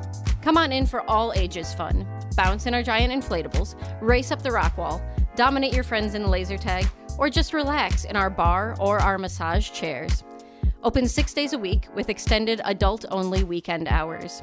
Find us at bouncemilwaukee.com. Scott Walker thinks Wisconsin should once again hire him as governor. You wouldn't hire me to be a neurosurgeon. This is a person who has not worked in the private sector since 1993. You wouldn't hire me to run condos. You wouldn't hire me to run HP. And has made his political career. You probably wouldn't hire me to run the United States Senate. By using divisive tactics to the benefit of his corporate donors. The first step is we're going to deal with collective bargaining for all public employee unions. Because you divide and conquer. Now he supports the largest publicly funded government subsidy of a foreign corporation in American history. You know, they can go suck lemons. And Scott Walker has yet to live up to his first campaign promise to create 250,000 jobs. Is this a campaign promise, something you want to be held to? Absolutely. Scott Walker, we the people are done sucking your lemons. This message was paid for by the People for People Corporation. Donate online at p4ppc.org, p4ppc.org. Women want them, men want to be them. Tom and Crute are the Devil's Advocates. And we are back. Thank you for listening to the Devil's Advocates radio show. Last segment of the day. Damn, time flies when you're having fun. 844-967-2789. Let's get some callers in before it's too late. Wisco Paul, you are up. Thanks for calling, man. What do you got for us today? Thanks for taking my call, Devils. I appreciate it. Yeah, man. I have a question. I don't get this. Groening, he pulled out of the governor's race. And by the way, I did like Groening, talked to him up in Oshkosh, and he was, to me, very impressive. But then he endorses Tony, and head-to-head in the Marquette poll, Scott beats I had Tony, not seen a specific endorsement. I thought he was withholding endorsement. He acknowledged Tony Evers had 25% in the Marquette poll, but to the best of my knowledge, Gronick has not offered an endorsement at this point. Oh, well, thank God for that. Then I heard it wrong. That clears up a lot. I don't, in my mind, well, Crudy, I've told you I like Dana Walks because he's from up north, and I think he gets the votes up there. But he's making an error, I think, too. Well, go ahead. Poor Dana's only at 2%. I mean, here's the thing. I've been telling all these guys and girls the same thing for months. You got to message yourself. I mean, did Andy Gronick, I know he went on the predominantly African-American radio station here in town, but Paul, he ran no messaging ads. You've never effectively heard a repetitive, I'm Andy Gronick and here's what I stand for kind of message. The only person in the state, I think, that's quote-unquote doing it right and understanding, I'm a guy who owns radio stations. I'm in this for radio. I think radio is a get-out-the-vote mechanism, but the only one that I see repetitively, effectively messaging, Kevin Nicholson, the guy running, the false Republican running for Senate on the other side. Yeah, he continually runs ads in Madison on iHeart all the time. It's a continuing thing. And he's beating Leah Vukmer in the polling, a sitting state senator, the Queen of Alec, the conservatives' choice. She got 73%. I mean, Kelda Royce did okay in the straw poll, but she didn't get a third of 73%. But when you look at the actual people's choice right now, it'd be Kevin Nicholson on the Republican side. That's a reflection purely of brand awareness brought forth by his repetitive advertising on right-wing talk radio. Well, you do have to get your message out, and they've never had a radio station to be able to do that before you guys. So I guess I would tell Dana, start advertising on 1510 because in this primary coming up, the vote's going to be really split. It's basically the Democrats that are going to turn out and vote. So if you can do good in Milwaukee, and if you're up north, that same could be said for Kathleen. You might win the stupid thing with 20%, correct or not? Yeah, I think, quite frankly, first one to 100,000 votes probably will be the winner of the primary. And I've specifically, and no offense to Dana Walks, he's got to run his own campaign. I'm just a guy trying to get them all to advertise on the radio because I think it's an effective mechanism. And, someone might put a little money in my pocket. But I have given Dana Walks this advice. I've told Dana Walks, they might love you up north there, hey. But they don't talk about you in the Milwaukee market or in the Madison market, not in front of me, not when I'm out on the street having these sort of conversations. And quite frankly, the reason why historically in the state of Wisconsin I hear all this crap about outstate Dems. Well, you know what? Outstate Dems don't help people win the primary. You want to know why we typically are governed by Dems from Madison or Milwaukee? Because that's where 2/3 of the Democratic voters are. And you can't win a primary if you never even bothered to put out a message to 2/3 of the Democratic voters in the state of Wisconsin. And no offense to Dana Walks, he's doing the same nothing that the entire field is doing to distinguish themselves from one another, Paul. Have you heard any of them advertising consistently? I don't mean, 5 ads at a Bernie Sanders rally or a couple ads at the DPW. I'm talking about every day, every hour. That's what these guys should be doing. And, when it comes time and you start seeing these TV ads and you realize that these guys are paying hundreds of thousands of dollars for TV ads, and all they would have had to do is spend a fraction of that, and they could have owned repetitious messaging on the airwaves, and they've all chosen not to. 844-967-2789. Ian from Milwaukee, you're up next. Thanks for calling, Ian. What do you got today? Hey, guys. Totally appreciate your show. Like listening every time I can. Thanks, man. So I'm just motoring around town right now, driving a truck, but you got my attention going here. So it's so weird to me how, supposedly the Republican Party is very, anti-big government, and they get really upset about spending on, schools and, spending on welfare. But those are such small expenses when you compare it to, like, what we spend on the prison system and the lack of reform there. Right. And the military-industrial complex is, like, probably the most money goes there. So I'm looking at what's going on at the border and with ICE and this crap going down. And so instead of these people, I know many families, many people personally that I've worked with, friends of mine, who have either come across illegally or are children of people that have immigrated here from other countries. And they're very, they renovate blighted neighborhoods. Like people that wouldn't even, people are like afraid to drive to neighborhoods. These people will like buy up homes, make gardens happen, redo the whole, neighborhood, and very productive workers. And now what are we doing? We're spending money to like imprison and captivate people. Just spending more money, adding more debt, more money we don't have. And that's my only point. I just thought that was kind of ridiculous. So I'll hear what you have to say off the air. So All thanks, right. guys. Thanks, Ian. Appreciate it. Yeah, no doubt. $770 per toddler. I mean, that's good Per business. day. If you can Per day. Per day. It's good money if you can get it. You know what, the prison industry in the state of Wisconsin, we are expending $1.3 billion per year, $2.6 billion per budget. That's more than we spend on the state university system. It's terrible. You look across the river in Minnesota, they've got a very similar population within 250,000 of our state. They're spending about half as much on their prisons. What, are Badgers, are Wisconsinites more lawless? Or are we incarcerating more people because Scott Walker likes cashing the checks from the private prison industry? I think it's the latter. Come back with us, but not until tomorrow, because this show's over. Want to thank our fine guests. They included Congressman Mark Pocan, Senator Patty Schachtner. Thank you all for listening. We are the Devil's Advocates. Friday, we air grievances, and I got a lot of problems with you people. You better tune in.